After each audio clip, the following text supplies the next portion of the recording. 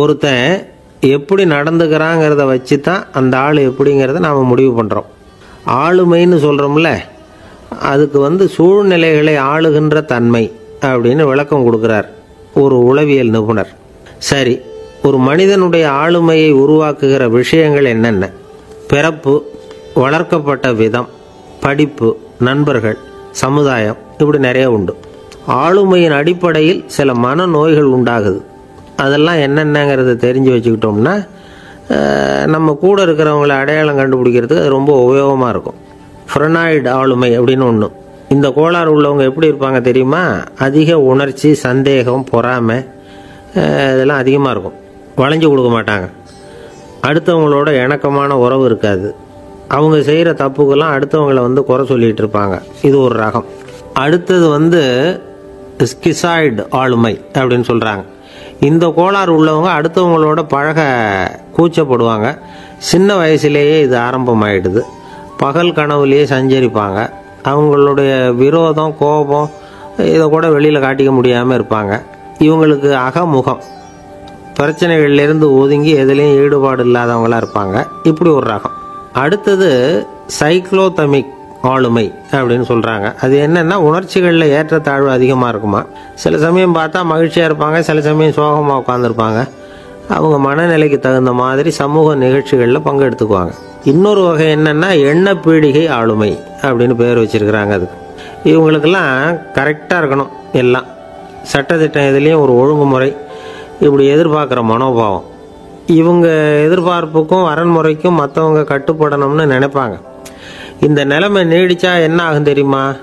அலைக்கழிக்கிற எண்ணங்கள் திரும்ப திரும்ப ஒரே செயலை செய்ய தூண்டுற மன தளர்ச்சிக்கு ஆளாயிடுறாங்க. அடுத்தது ஹிஸ்டீரியா ஆளுமை. சின்ன விஷயத்தையெல்லாம் பெருசுப்படுத்தி நாடகமாக்குற நடிகர்கள் இவங்க. உணர்ச்சி அதிகம் உள்ளவங்க. இவங்க மன எழுச்சியில் பக்குவமின்மை, குழந்தைத்தனம், முதிர்ச்சியின்மை எல்லாம் இருக்கும். தன்னலம் மிக்க குணம். பிறர் தன்னை மட்டுமே கவனிக்கணும்னு நினச்சி செயல்படுறது, இதெல்லாம் இவங்க அடையாளம். அடுத்த ரகம் எப்படின்னா வளர்ச்சியற்ற ஆளுமைன்னு சொல்கிறாங்க. அடுத்தவங்களோட இணங்கி போக முடியாதவங்க.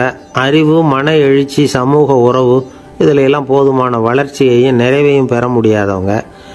இவங்களால வாழ்க்கையில் முன்னேற முடியாது. பிச்சைக்காரங்க, குற்றவாளிகள், இவங்ககிட்டெல்லாம் இது மாதிரியான ஆளுமை அதிகமாக இருக்குமா. அடுத்தது என்னென்னா சோர்வுடைய ஆளுமை.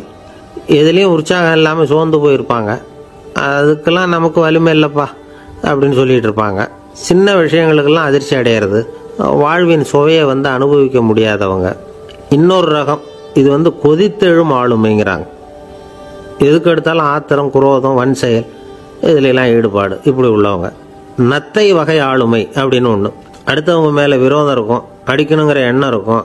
ஆனால் அதை அப்படியே வெளியில் காட்டாமல் அதே சமயம் அமைதியான முறையில் வெறுப்பை வெளிக்காட்டுற ரகம். இவங்கெல்லாம் பேசாமல் கம்முன்னு இருந்துக்கிட்டே நினைச்சதை நிறைவேற்றிக்கிடுவாங்க. முன்ஜாக்கிரதை ஆளுமை அப்படின்னு ஒரு ரகமா. பாதுகாப்பின்மை, சந்தேகம், முழுமையின்மை, அறவேக்காட்டுத்தனம் இந்த மனப்போக்கு அதிகமாக இருக்கிறதுனால அகம்பாவம், புடிவாதம், எச்சரிக்கை எல்லாம் அளவுக்கு மீறி இருக்கும். இதுவரைக்கும் நாம் பேசிக்கிட்டு இருந்த ஆளுமை பண்புகள் அளவுக்கு அதிகமாக போயிட்டுதுன்னா ஆளுமை கோளாறுகள் ஏற்படும். அதன் அடிப்படையில் மனவியாதிகள் வருமா. அதனால் இணக்கமான, எல்லாரும் விரும்புகிற இயல்பான ஆளுமையை பெறுவதற்கு நாம் முயற்சி செய்யணும் அப்படிங்கிறது மனோதத்துவ நிபுணர்களுடைய ஆலோசனை. ஒருத்தர் ஒரு மனோதத்துவ டாக்டரை தேடிட்டு வந்தாராம். டாக்டர், எனக்கு மனசில் ஏதோ வியாதி, ஆளுமை கோளாறு, அதாவது எனக்கு சீக்கிரமாக செத்து போனால் தேவையில்லைன்னு தோணுது அப்படின்னாராம். உடனே அந்த டாக்டர், சரி அப்படின்னா இங்கே இருங்க, நான் வைத்தியம் பார்க்குறேன் அப்படின்னாராம். ஆஃபீஸை முடிஞ்சு வீட்டுக்கு போகிற சமயத்தில் ஒருத்தர் கடைக்கு போய் ஸ்வீட் வாங்கினார். சரி, வீட்டுக்கு பிள்ளைங்களுக்கு தான் வாங்கிட்டு போகிறார் அப்படின்னு மற்றவங்க நினச்சாங்க. அவர் அப்படி செய்யலை. அந்த இடத்துலையே பொட்டலத்தை பிரித்தார். திருட மாதிரி அப்படியே சுற்றி ஒரு தரம் பார்த்துக்கிட்டார். யாரும் தெரிஞ்சவங்க இல்லைங்கிறத முடிவு பண்ணிவிட்டு அவசரமாக அதை அப்படியே போட்டு முழுகிவிட்டு கையை தொடச்சிக்கிட்டு நல்ல பிள்ளை மாதிரி நடந்து போக ஆரம்பிச்சிட்டார். அவர் யாருன்னா, அவரோட பிரச்சனை எல்லாருக்கும் தெரியாது, சில பேருக்கு தான் தெரியும். அதாவது அவர் உடம்பில் சர்க்கரை இருக்குன்னு டாக்டர் சொல்லிவிட்டாராம்.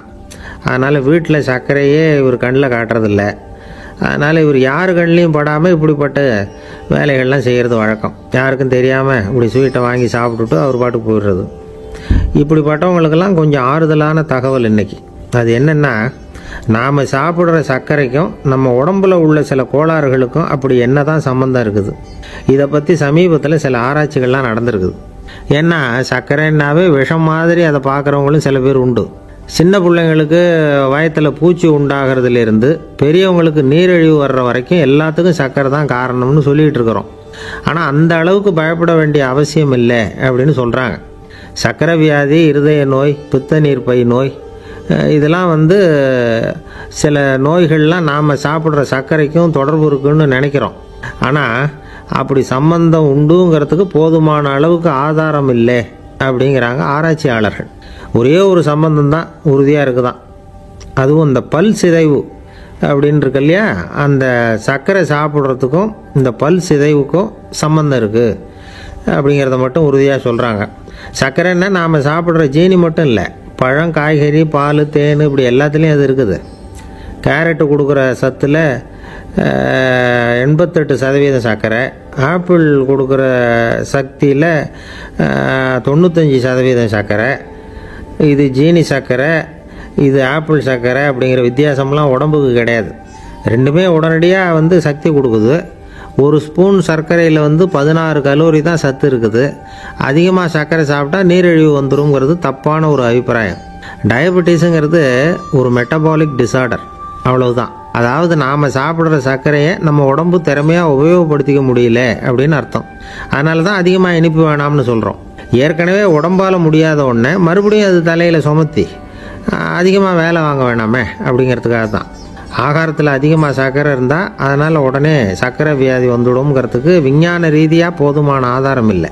அதனால் எப்போவாவது அதிகமாக ஸ்வீட்டு சாப்பிட்டுட்டா ஐயோ அதிகமாக சாப்பிட்டோமோ, என்ன பண்ண போகுது தெரியலையே அப்படின்னு நினச்சி மனசை போட்டு குழப்பிக்க வேண்டியதில்லை.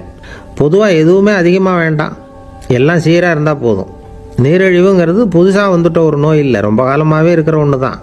நம்ம முன்னோர்கள் இதை மதுமேகம் அப்படின்னு சொல்லுவாங்க. அதை கட்டுப்படுத்துறதுக்கு அவங்களே சில வழிமுறையை சொல்லி வச்சுருக்கிறாங்க. அது என்னென்னா வேறு ஒன்றும் இல்லை, இந்த பாவக்காய், முள்ளங்கி, அருகம்புல், அவ்வளவுதான்.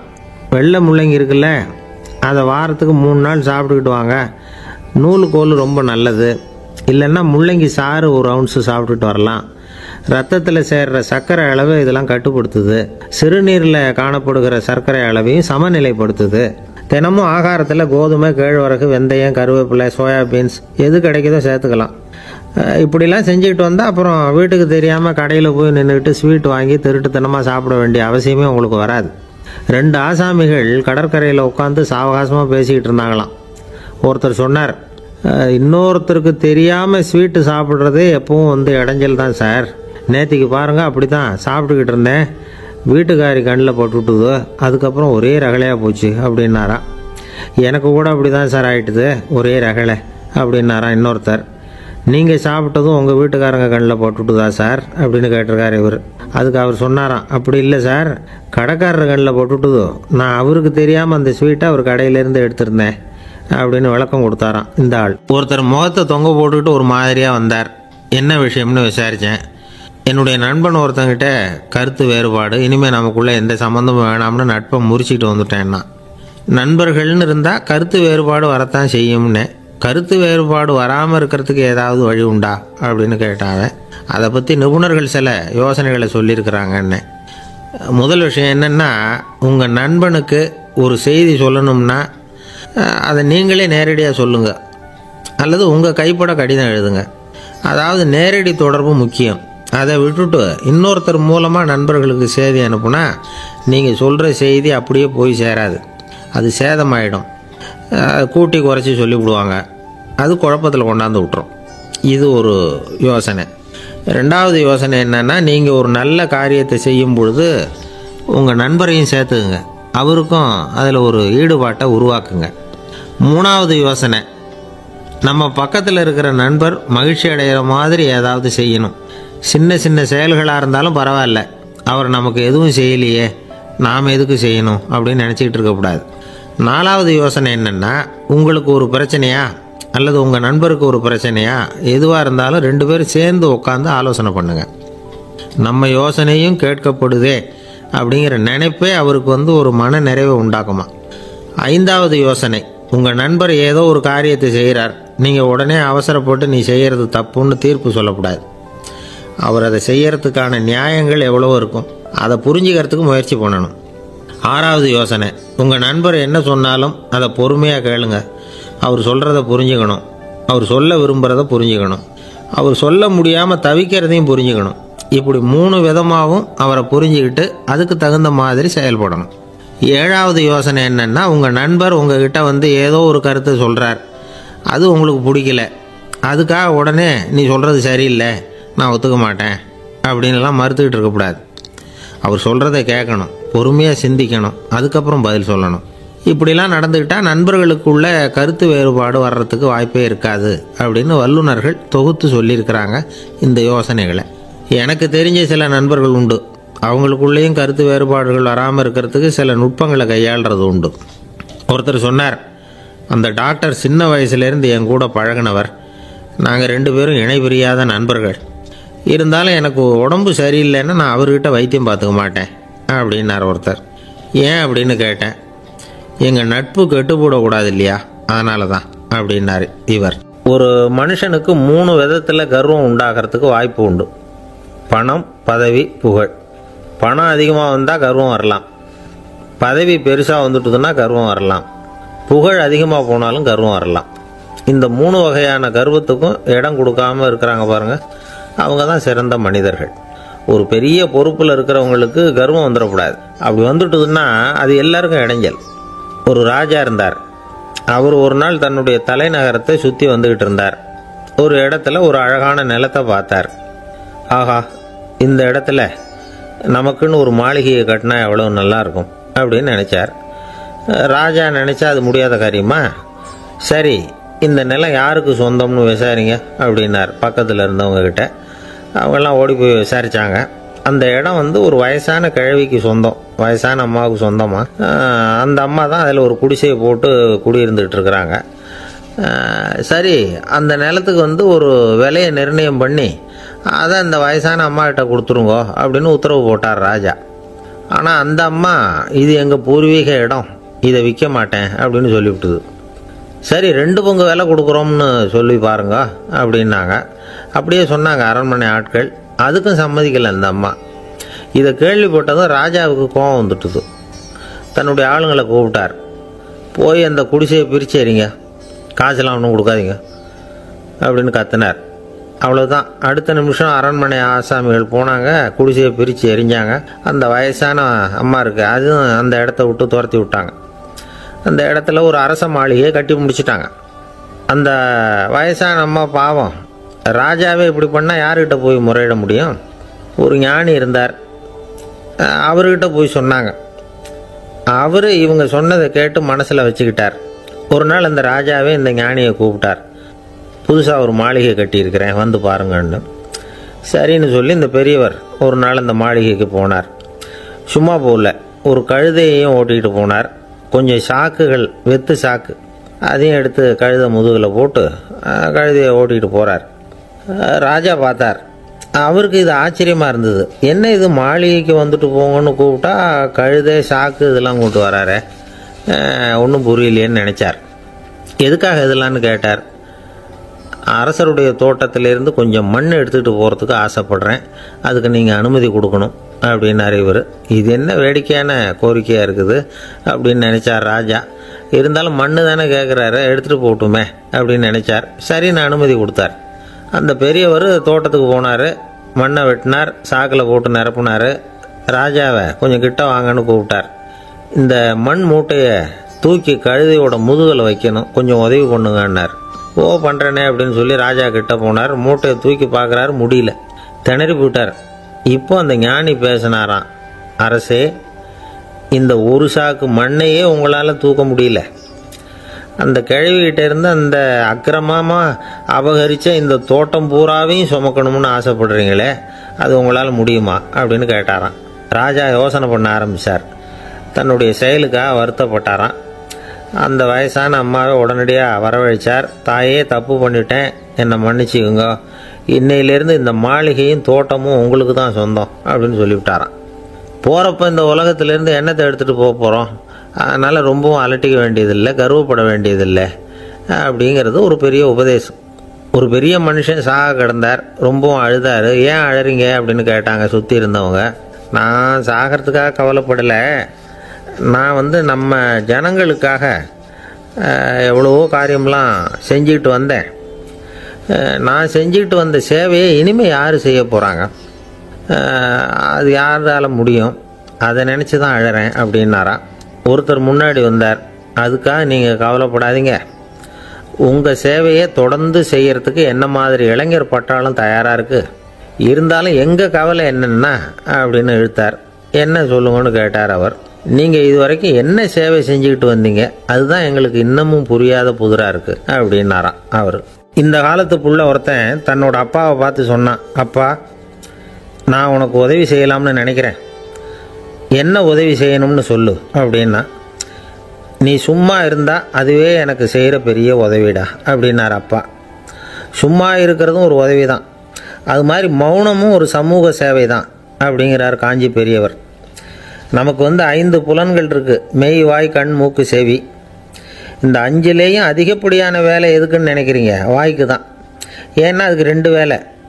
இப்போ கண்ணுக்கு பார்க்குறது மட்டும்தான் வேலை, காதுக்கு கேட்குறது மட்டும்தான் வேலை, மூக்குக்கு வாசனை அறியறது தான் வேலை, உடம்புக்கு உணர்றது மட்டும்தான் வேலை. ஆனால் வாய் அப்படி இல்லை, அதுக்கு 2 வேலை.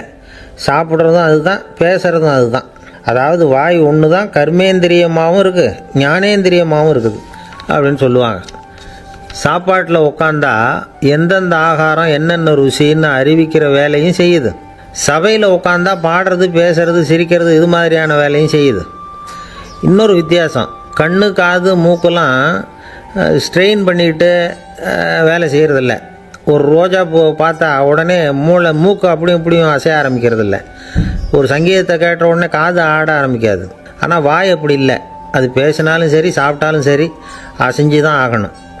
ஆக மற்றதை விட வாய்க்கு வேலை ஜாஸ்தின்னு தெரியுது. சாப்பிட்றது பேசுறது அப்படின்னு 2 காரியம் அதுக்கு. இப்படி 2 காரியம் இருக்கிறதுனால அது 2ஐயும் பாதியாக குறைச்சிக்கணுங்கிறது கடவுள் அபிப்பிராயமாக இருக்கணும் அப்படிங்கிறார் காஞ்சி பெரியவர். ஆனால் இப்போ நாம் அப்படியா நடந்துக்கிறோம்? அதுக்கு நேர்மாறாக நடந்துக்கிறோம். நாம் சாப்பிட்றதும் அதிகம், பேசுகிறதும் அதிகம், 2 வேலையையும் தேவைக்கு அதிகமாகவே செய்கிறோம். வாய் தான் ரொம்ப ஓவர் ஒர்க்குடு. அதுக்கு ஓய்வு கொடுத்தா உடம்பும் நல்லாயிருக்கும், உலகமும் நல்லாயிருக்கும். மௌன விரதம் இருக்கிறதெல்லாம் எதுக்காக நினைக்கிறீங்க? இதுக்காக தான். இந்த காலத்தில் மௌனமாக இருக்கிறவங்கெல்லாம் மகத்தான தொண்டு செய்கிறாங்க அப்படின்னு தான் சொல்லணும். சத்தம் அதிகமாக போய் தான் சவுண்டு பொல்யூஷன் வருது. அது மட்டும் இல்லை, மௌனமாக இருந்தால் சண்டை சச்சரவே வராது. மௌனம் கலக நாஸ்தி. ஆக இதுவும் ஒரு சமூக சேவை தான். நமக்கு தான் வாய் இருக்குதுங்கிறதுக்காக வசமாக சாப்பிட்றதும் தப்பு, வளவளன்னு பேசுகிறதும் தப்பு. ஒரு கருத்தை சொல்கிறதுக்கு ஒரே ஒரு சொல்லு போதும் அப்படின்னு இருக்கும்பொழுது 2 சொற்களை செலவு பண்ணாதே. எவ்வளவு சொன்னாலும் அதனால் ஒரு பயனும் விளையாது அப்படின்னு தெரிய வருமேயானால் அந்த ஒரு சொல்லையும் விரயம் பண்ணாதே அப்படிங்கிறார் ஒரு அறிஞர். எல்லா குணங்கள்லேயும் மௌனம்தான் சிறந்தது அப்படிங்கிறார் ஒருத்தர். மௌனமாக இருக்கிறது மூலமாக மற்றவர்கள் குறைகளை நம்மளால் தெரிஞ்சிக்க முடியும். அதே சமயத்தில் நம்மகிட்ட இருக்கிற குறைகளை மற்றவங்களுக்கு தெரியாமல் மறைச்சிக்கவும் முடியுங்கிறார் அவர். உண்மைதானே? ஒரு பெரிய மேடை பேச்சாளர், பொது வாழ்க்கையில் 25 வருஷ காலமாக ஈடுபட்டிருக்கிறவர். அவர் மனைவி ஒரு நாள் சொன்னாங்க, எங்கள் வீட்டுக்காரர் 25 வருஷ காலமாக பொது வாழ்வில் ஈடுபட்டிருந்தா கூட இந்த மாதம் 10ஆம் தேதியிலிருந்து தான் மக்களுக்கு சேவை செய்ய ஆரம்பிச்சிருக்கார் அப்படின்னாங்க ரொம்ப பெருமையாக. 10ஆம் தேதிக்கு அப்படி என்ன விசேஷம் அப்படின்னு கேட்டோம். அன்னையிலேருந்து தான் அவர் மேடையில் பேசுகிறத நிறுத்தினார் அப்படின்னாங்க அந்த அம்மா. ஒரு நண்பர் அவசரமாக என்கிட்ட ஓடி வந்தார். அப்புறம் சொன்னார், என்னால் நம்பவே முடியல சார், என் பையனை அப்படி அப்படின்னு சொல்லி ஆச்சரியப்பட்டார். உங்கள் பையன் அப்படி என்ன தான் செஞ்சுட்டான் அப்படின்னு கேட்டேன். என்னால் முடியாத ஒரு காரியத்தை அவன் செஞ்சுட்டான் சார் அப்படின்னார். அது என்னன்னு தான் சொல்லுங்களேன். என்ன 5ஆவது வகுப்பில் அவன் ஒரே தடவையில் தேறிட்டான் சார், அதாவது ஒரே அட்டம்ப்டில் பாஸ் ஆகிருக்கான் அப்படின்னார் மூச்சு வாங்க. கஷ்டப்பட்டு பரீட்சை எழுதுனது அவன், இவருக்கு ஏன் மூச்சு வாங்குது? நம்மால் செய்ய முடியாத ஒரு காரியத்தை இன்னொருத்தர் செய்யும் பொழுது அது நமக்கு ஆச்சரியமாக இருக்குது. சர்க்கஸ் பார்க்குறோம், ஒருத்தர் அந்த இடத்துல தொங்குறார், அது நமக்கு ஆச்சரியம். ஏன்னா அது நம்மால் முடியாத காரியம். நம்மால் முடியாத ஒன்றை அடுத்தவர் எளிதாக செய்யும் பொழுது நாம் மருள்வது இயற்கை. இதை தான் தொல்காப்பியம் மருட்கை அப்படின்னு சொல்லுது. இந்த வியப்பு இருக்குதே, இது 4 வகையில் ஏற்படுறதாக தொல்காப்பியம் சொல்லுது. அது என்ன 4 வகை? முதல் வகை எப்படின்னா புதுமையான அரிய செயல்களை செய்கிறது. ரெண்டாவது வகை என்னன்னா பெரும் செயல்களை செய்கிறது. மூணாவது வகை என்னன்னா மிக நுட்பமான செயல்களை செய்கிறது. நாலாவது வகை என்னன்னா ஆக்கம் தரும் செயல்களை செய்கிறது. புதுமை, பெருமை, சிறுமை, ஆக்கமோடு மதினம் சாலா மருட்கை நான்கே அப்படிங்கிறது தொல்காப்பியம். இன்னைக்கு விஞ்ஞானம் புதுசு புதுசாக எதையோ கண்டுபிடிக்குது. ஆரம்பத்தில் அது ஆச்சரியமாக இருக்குது, அப்புறம் அது நமக்கு பழகி போடுது. வானொலி பெட்டி புதுசாக வந்தப்போ ஒரு பெட்டி பேசுதுங்கிறது எவ்வளோ பெரிய ஆச்சரியம். இப்போ யாரும் அதை ஆச்சரியமாக பார்க்கறதில்ல. மதினம் சாலா மருட்கை அப்படின்னு ஒரு சொற்றொடர் வருது பாருங்க, அதில் கருத்தாழம் உண்டு. எதை பற்றியும் போதுமான அளவு புரிந்து கொள்ளாத போது ஒருத்தர் ஆச்சரியப்படுறார். புரிந்து கொண்ட பிறகு ஆச்சரியம் மறைஞ்சு போடுது. மிக நுட்பமான செயல்களும் நம்ம ஆச்சரியப்பட வைக்கும். ஒரு அரிசியில் ஒரு திருக்குறள் எழுதி காட்டுறாங்க, ஒரு முட்டை ஓட்டுக்குள்ளே ஓவியம் தீட்டி காட்டுறாங்க. கருங்கல் சிற்பங்களில் எவ்வளவு நுட்பமான வேலைப்பாடுகளை எல்லாம் பார்த்து ஆச்சரியப்படுறோம். இது மாதிரி ஆக்கப்பூர்வமான அரிய செயல்களை செய்கிறது கூட வியப்பை உண்டு பண்ணும். குப்பை கூலங்களை கூட வாழ்க்கைக்கு பயன்படுகிற பொருளாக மாற்றுகிறவர்கள் இருக்காங்க. அவர்களுடைய செயல் வியப்பு அளிக்குது. இடைக்காட்டு சித்தர் பாடின மூவடி 30ங்கிற நூலில் வர்ற ஒரு பாடல், ஆற்றல் பிறர் அறிதலின் அகம் கிளர்வு உறுதலின் கற்று அறி பாணர் கெழுமிய கோடலின் தோற்றம் உருகவே போற்றல் சால் வியப்பே. ஒருத்தருடைய ஆற்றல் தெரியாமல் இருந்தது, அவருடைய அரிய செயலை பார்க்கும் பொழுது வியப்பாக இருந்தது, மனசுக்குள்ள கிளர்ச்சி.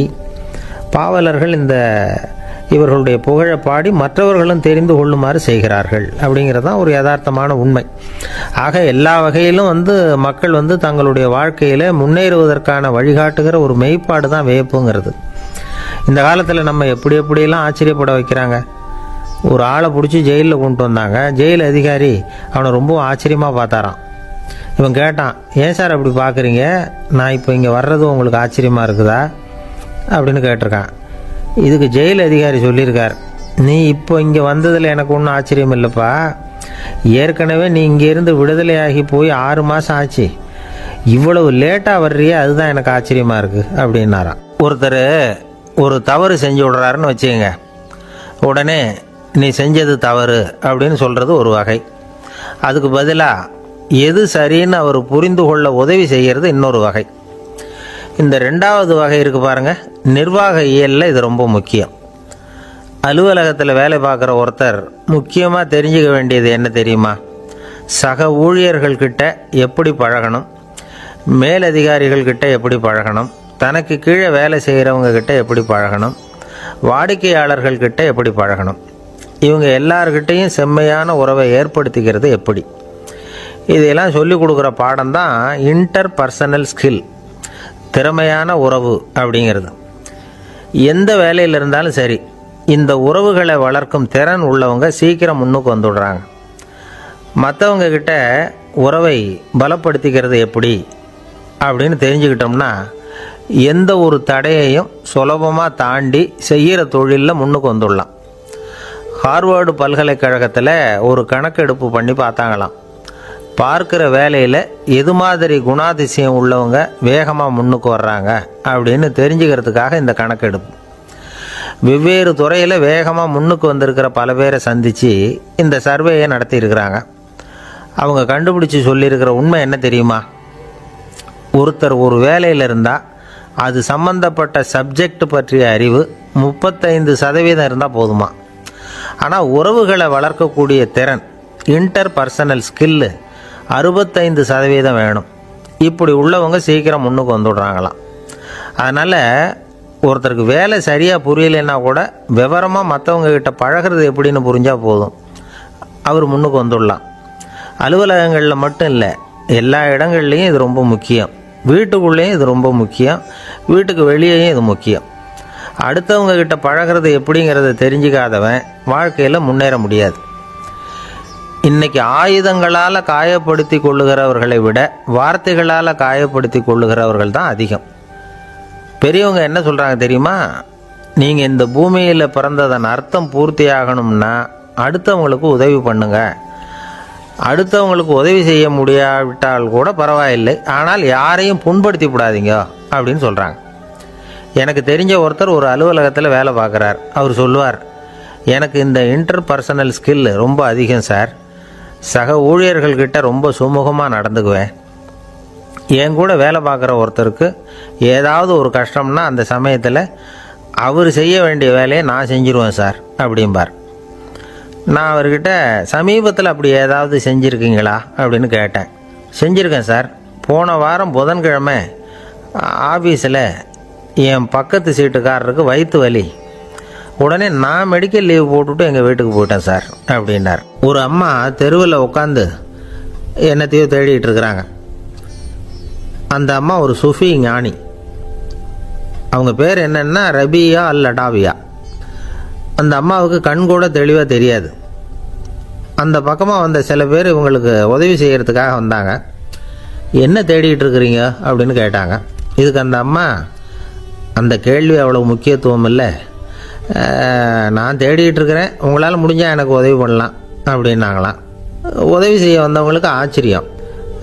எதை தேடுறோங்கிறது தெரியாமல் இப்படி ஏன் நேரத்தை செலவழிக்கிறீங்க, நாங்கள் எப்படி உங்களுக்கு உதவ முடியும், எங்களுக்கு ஒன்றும் புரியலையே அப்படின்ட்டுருக்காங்க. சரி, உங்களை திருப்தி பண்ணுறதுக்காக சொல்கிறேன், ஒரு குண்டூசி தொலைஞ்சி போச்சு, அதை தேடுறேன் அப்படின்னாங்களாம் அந்த அம்மா. அதுக்கப்புறம் இவங்களும் சேர்ந்து தேட ஆரம்பிச்சிட்டாங்க. கொஞ்ச நேரம் ஆச்சு, ஒன்றும் கிடைக்கல. உதவி செய்ய வந்தவங்களும் அழுத்து போட்டாங்க. அப்புறம் கேட்டாங்க, பாருங்கம்மா, இது ரொம்பவும் பெரிய தெரு, அகலமான தெரு, அதனால் குறிப்பாக நீங்கள் எந்த இடத்துல அந்த குண்டூசியை தொலைச்சிங்க அதை சொல்ல முடியுமான்னாங்களாம். இதுக்கு அந்த அம்மா, நீங்கள் மறுபடியும் அர்த்தமில்லாத கேள்வியை கேட்குறீங்க, உங்கள் கேள்விக்கும் நான் தேடுறதுக்கும் என்ன சம்பந்தம்னாங்களாம். இதை கேட்டதும் அவங்க ஒரு மாதிரி ஆயிட்டாங்க. என்னம்மா நீங்கள் பைத்தியம் மாதிரி பேசுகிறீங்க அப்படின்னாங்களாம். சரி, உங்களை மறுபடியும் திருப்திப்படுத்துறதுக்காக சொல்கிறேன், அதை நான் எங்கள் வீட்டில் தொலைச்சுட்டேன் அப்படின்னாங்களாம். அப்புறம் எதுக்காக இங்கே வந்து தேடிட்டு இருக்கிறீங்க அப்படின்னு கேட்டிருக்காங்க. ஏன்னா இங்கே தான் வெளிச்சம் அதிகமாக இருக்குது, அங்கே வீட்டுக்குள்ளே இருட்டாக இருக்குது, அதனால் இங்கே வந்து தேடுறேன், வெளிச்சம் உள்ள இடத்துல தானே தேட முடியும் அப்படின்னாங்களாம் அந்த ஞானி. இந்த கதைக்கு என்ன அர்த்தங்கிறத பெரியவங்க சொல்கிறாங்க. அதாவது இந்த தேடுதல்ங்கிறது ஒரு வியாதி. அது நம்ம சதா அலைய வைக்கும், பைத்தியமாக மாற்றுறதுக்கு முயற்சி பண்ணோம். ஒரு காலம் அது நிறைவு அடையவே அடையாது. வாழ்வுங்கிறது ஒரு புரிந்து கொள்ள முடியாத சதா ஏங்கி கொண்டிருக்கிற ஒரு செயல். அதுக்கு ஆரம்பமும் இல்லை, முடிவும் கிடையாது. எதையோ தேடணும் அப்படிங்கிற உந்துதல் நமக்குள்ளே இருக்கும். ஆனால் குறிப்பாக எதை தேடிட்டு இருக்கிறோம் அப்படிங்கிறது புரியாது. அப்படி ஏதாவது ஒன்றை தேடி அடைஞ்சிடுறோம்னு வச்சுங்க, உடனே ஒரு அதிருப்தி வந்துடும். அதனால் வாழ்க்கைங்கிறது சலிப்பு நிறைந்தது அப்படிங்கிற எண்ணத்தை உண்டாக்கிக்கிறோம். ஒன்று அடைஞ்சதுக்கு அப்புறம் இன்னொன்று தேட ஆரம்பிச்சிருவோம்.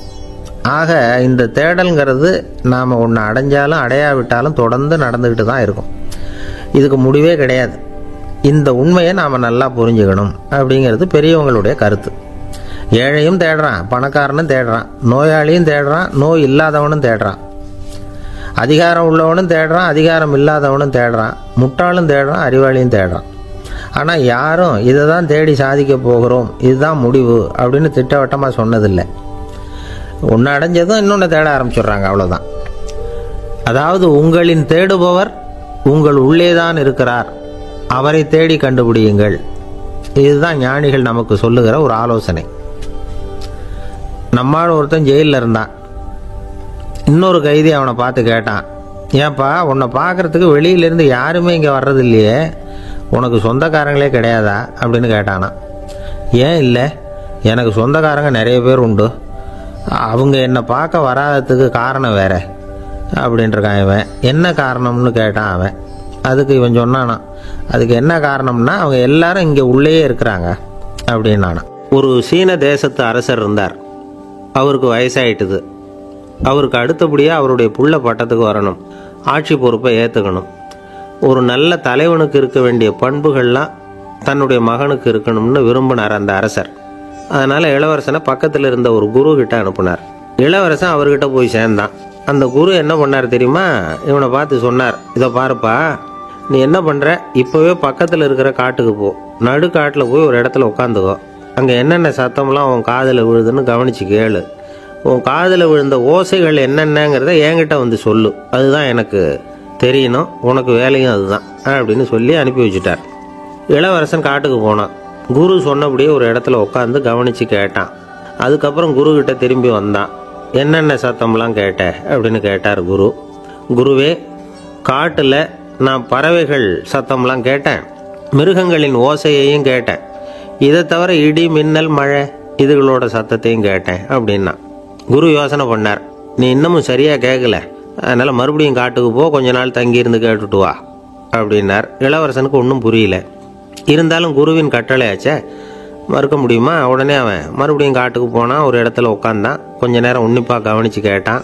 சில நாள் கழித்து குரு கிட்ட திரும்பி வந்தான். குருவே, இந்த தடவை சில துல்லியமான சத்தங்களை எல்லாம் கேட்டான். தேனி பறக்கிற சத்தம், நீரோடையின் மெல்லிய ஓசை, இதெல்லாம் கேட்டேன்னா. குரு சிரிச்சார். நீ மறுபடியும் காட்டுக்கு போ, இன்னும் சில நாள் அங்கே இரு, முழுமையாக கவனமாக கேட்டுக்கிட்டு வா அப்படின்னு சொல்லி அனுப்பி வச்சுட்டார். இளவரசனுக்கு குழப்பம் அதிகமாயிட்டுது. ஒன்றுமே புரியல. மறுபடியும் காட்டுக்கு போனான். மௌனமாக ஒரு இடத்துல உட்காந்துட்டான். அப்படியே தியானத்தில் ஆழ்ந்துட்டான். சில நாளில் அவனுக்கு இதுவரை கேட்காத ஓசைகள்லாம் கேட்க ஆரம்பிச்சிட்டுது. இதைத்தான் நான் கேட்கணும்னு என்னுடைய குரு எதிர்பார்த்துருக்கிறாருங்கிறத புரிஞ்சுக்கிட்டான். உடனே குரு கிட்ட ஓடனான். குருவே, இந்த தடவை காதுகளுக்கு கேட்க முடியாத சில ஓசைகளை கூட என்னால் உணர முடிஞ்சுது. பூ மலருகிற ஓசை, சூரியனால் பூமி சூடாகிறப்போ எழுகிற ஓசை, காலை பனித்துளி இந்த புல்லுலாம் குடிக்கிற ஓசை, இது எல்லாம் என்னால் நல்லா கேட்க முடிஞ்சுது அப்படின்னா. குருவுக்கு இப்போ தான் திருப்தி ஏற்பட்டு தான். இளவரசனை பார்த்து சொன்னார், இதை பாருப்பா, இப்போ தான் நாட்டை ஆளுகிற தகுதி உனக்கு வந்திருக்குது அப்படின்னு சொல்லி அதுக்கு விளக்கமும் கொடுத்தாராம். எந்த அரசன் தன்னுடைய மக்களின் இதயம் பேசுகிற மௌன மொழியை, மௌன வார்த்தைகளை கேட்குறானோ அவன் தான் ஆள தகுதி உள்ளவன். எந்த அரசன் தன்னுடைய மக்களின் உணர்ச்சிகளை உண்மையாக உணர்றானோ அவன் தான் முதன்மையான அரசன். போலி வார்த்தைகளை மட்டும் கேட்டுட்டு பல மௌன ராகங்களை காதில் வாங்கிக்காதவன் அரசனே இல்லை. எந்த நாட்டில் எப்போ ஒரு அரசன் தன்னுடைய மக்களின் உணர்ச்சிகளை கேட்க மறுக்கிறானோ அன்னையிலிருந்தே அந்த நாடு அழிய தொடங்குது அப்படின்னு அர்த்தம். இதுதான் அந்த குரு இளவரசனுக்கு போதிச்சது.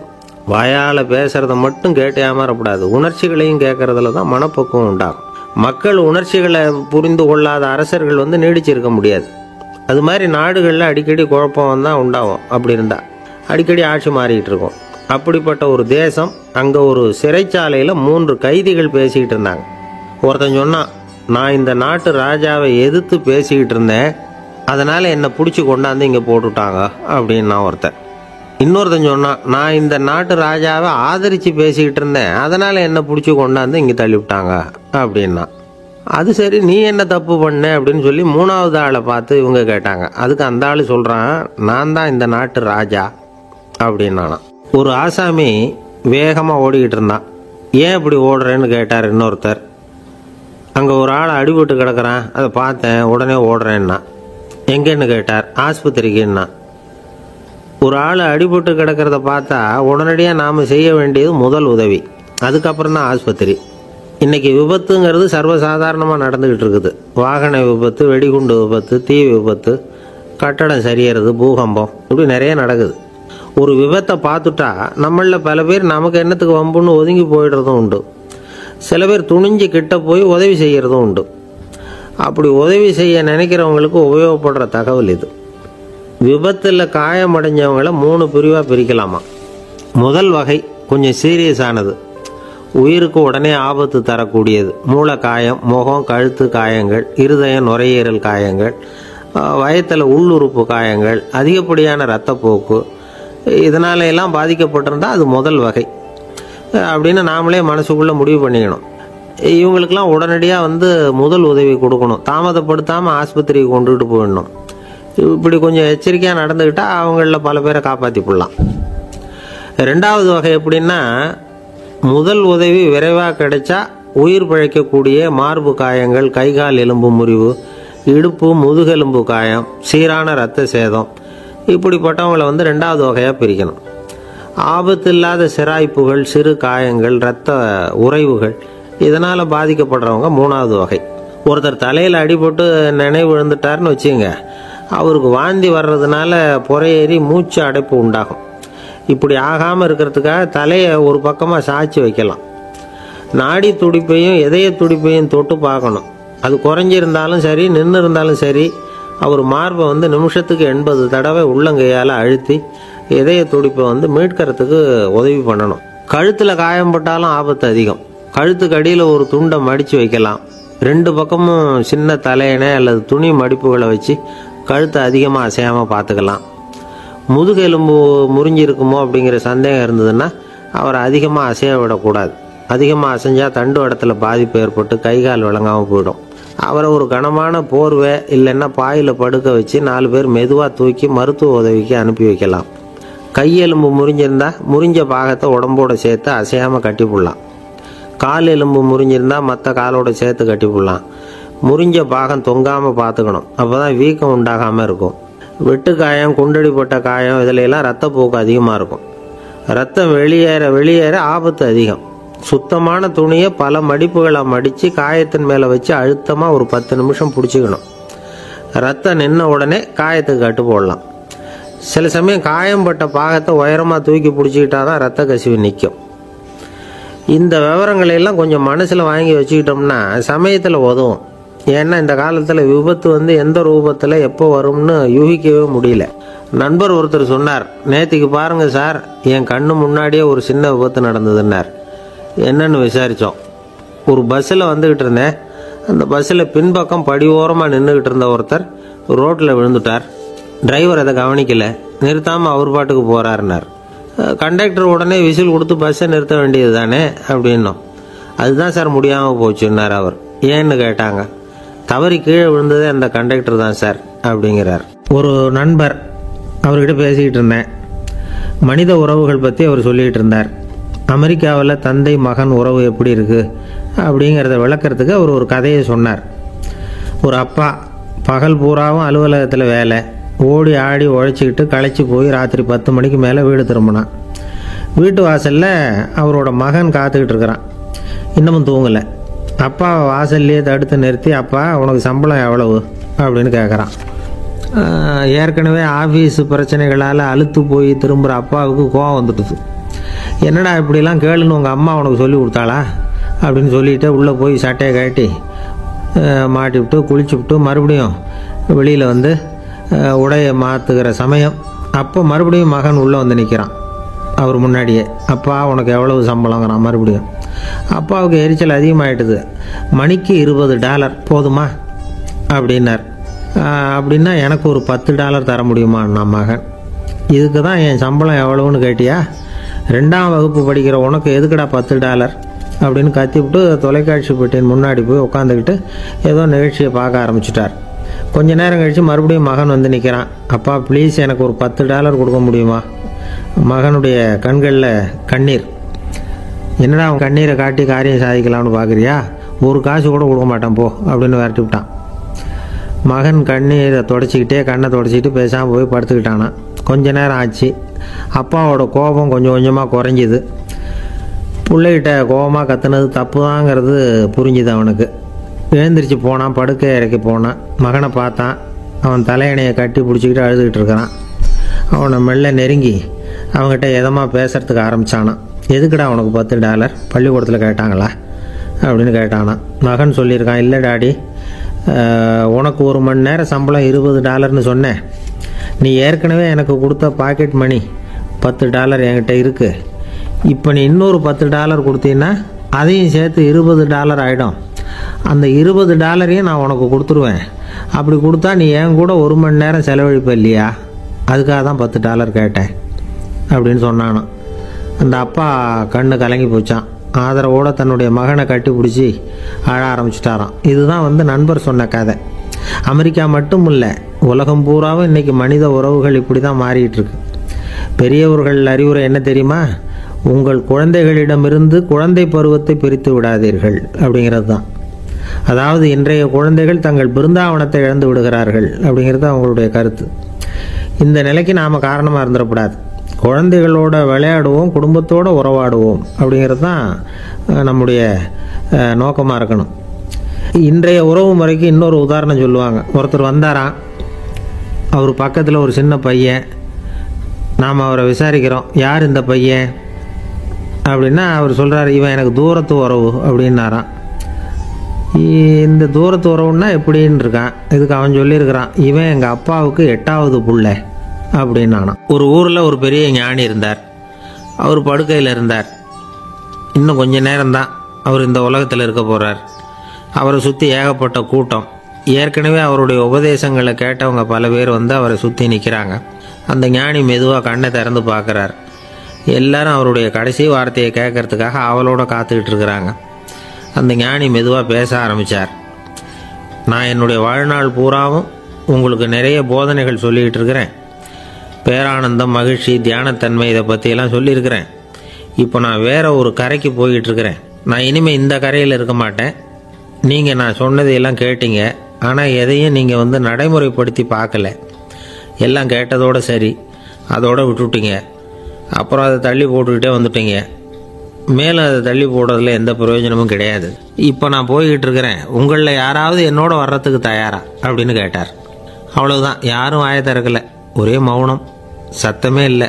ஒருத்தர் பார்த்துக்கிட்டே நிற்கிறாங்க. அந்த கூட்டத்தில் ஒரு ஆள் அந்த ஞானி கூடவே 40 வருஷத்துக்கு மேலே இருந்திருக்கிறான். அவனும் வாயை திறக்காமல் இன்னொருத்தன் முகத்தை பார்த்துக்கிட்டே நிற்கிறான். இந்த சமயத்தில் பின்னாடி நின்றுக்கிட்டு இருந்த ஒருத்தன் கையை தூக்கினான். ஞானி அவனை பார்த்தார். சரி, ஒருத்தனுக்காவது நம்மோட வர்றதுக்கு தைரியம் இருக்குது அப்படின்னு நினச்சார். ஆனால் அந்த ஆள் என்ன சொன்னான் தெரியுமா? ஐயா, நீங்கள் கேட்குறப்போ நான் உடனே எழுந்திருக்கல, கையை மட்டும்தான் தூக்கினேன். என்ன காரணம்னா, நான் எப்படி அடுத்த கரைக்கு வந்து சேர்றதுங்கிறது தெரிஞ்சுக்கிறதுக்காக தான். அந்த விவரத்தை மட்டும் இப்போ உங்ககிட்ட இருந்து நான் தெரிஞ்சுக்க ஆசைப்படுறேன். ஏன்னா இப்போ நான் உங்கள் கூட வர்றதுக்கு தயாராக இல்லை. எவ்வளவோ காரியங்களை நான் இன்னும் இங்கே முடிக்க வேண்டி இருக்குது. வீட்டுக்கு ஒரு விருந்தினர் வந்திருக்கிறார். என்னுடைய இளைய மகனுக்கு கல்யாணம் பண்ணி வைக்கணும். அதனால் இன்றைக்கி உங்கள் கூட வர முடியாது. அது மட்டும் இல்லை, இப்போ உங்கள் கூட அடுத்த கரைக்கு வந்தால் திரும்பி வர முடியாதுன்னு வேறு சொல்கிறீங்க. அதனால் இப்போ நான் வரல. இன்னொரு நாள் நிச்சயமாக நான் வர்றேங்க, வந்து உங்களை சந்திக்கிறேன். அதனால் இப்போ நீங்கள் இன்னொரு தடவை எங்களுக்கு விளக்கமாக சொல்லணும். ஏற்கனவே பல தடவை சொல்லியிருக்கிறீங்க. தயவு பண்ணி இப்போ ஒரு தடவை சொன்னீங்கன்னா சௌகரியமாக இருக்கும். அந்த அடுத்த கரையை அடையிறது எப்படி? இப்போ ஒரு தடவை அதை விளக்கமாக சொல்லிட்டிங்கன்னா நல்லா ஞாபகப்படுத்திக்குவேன்.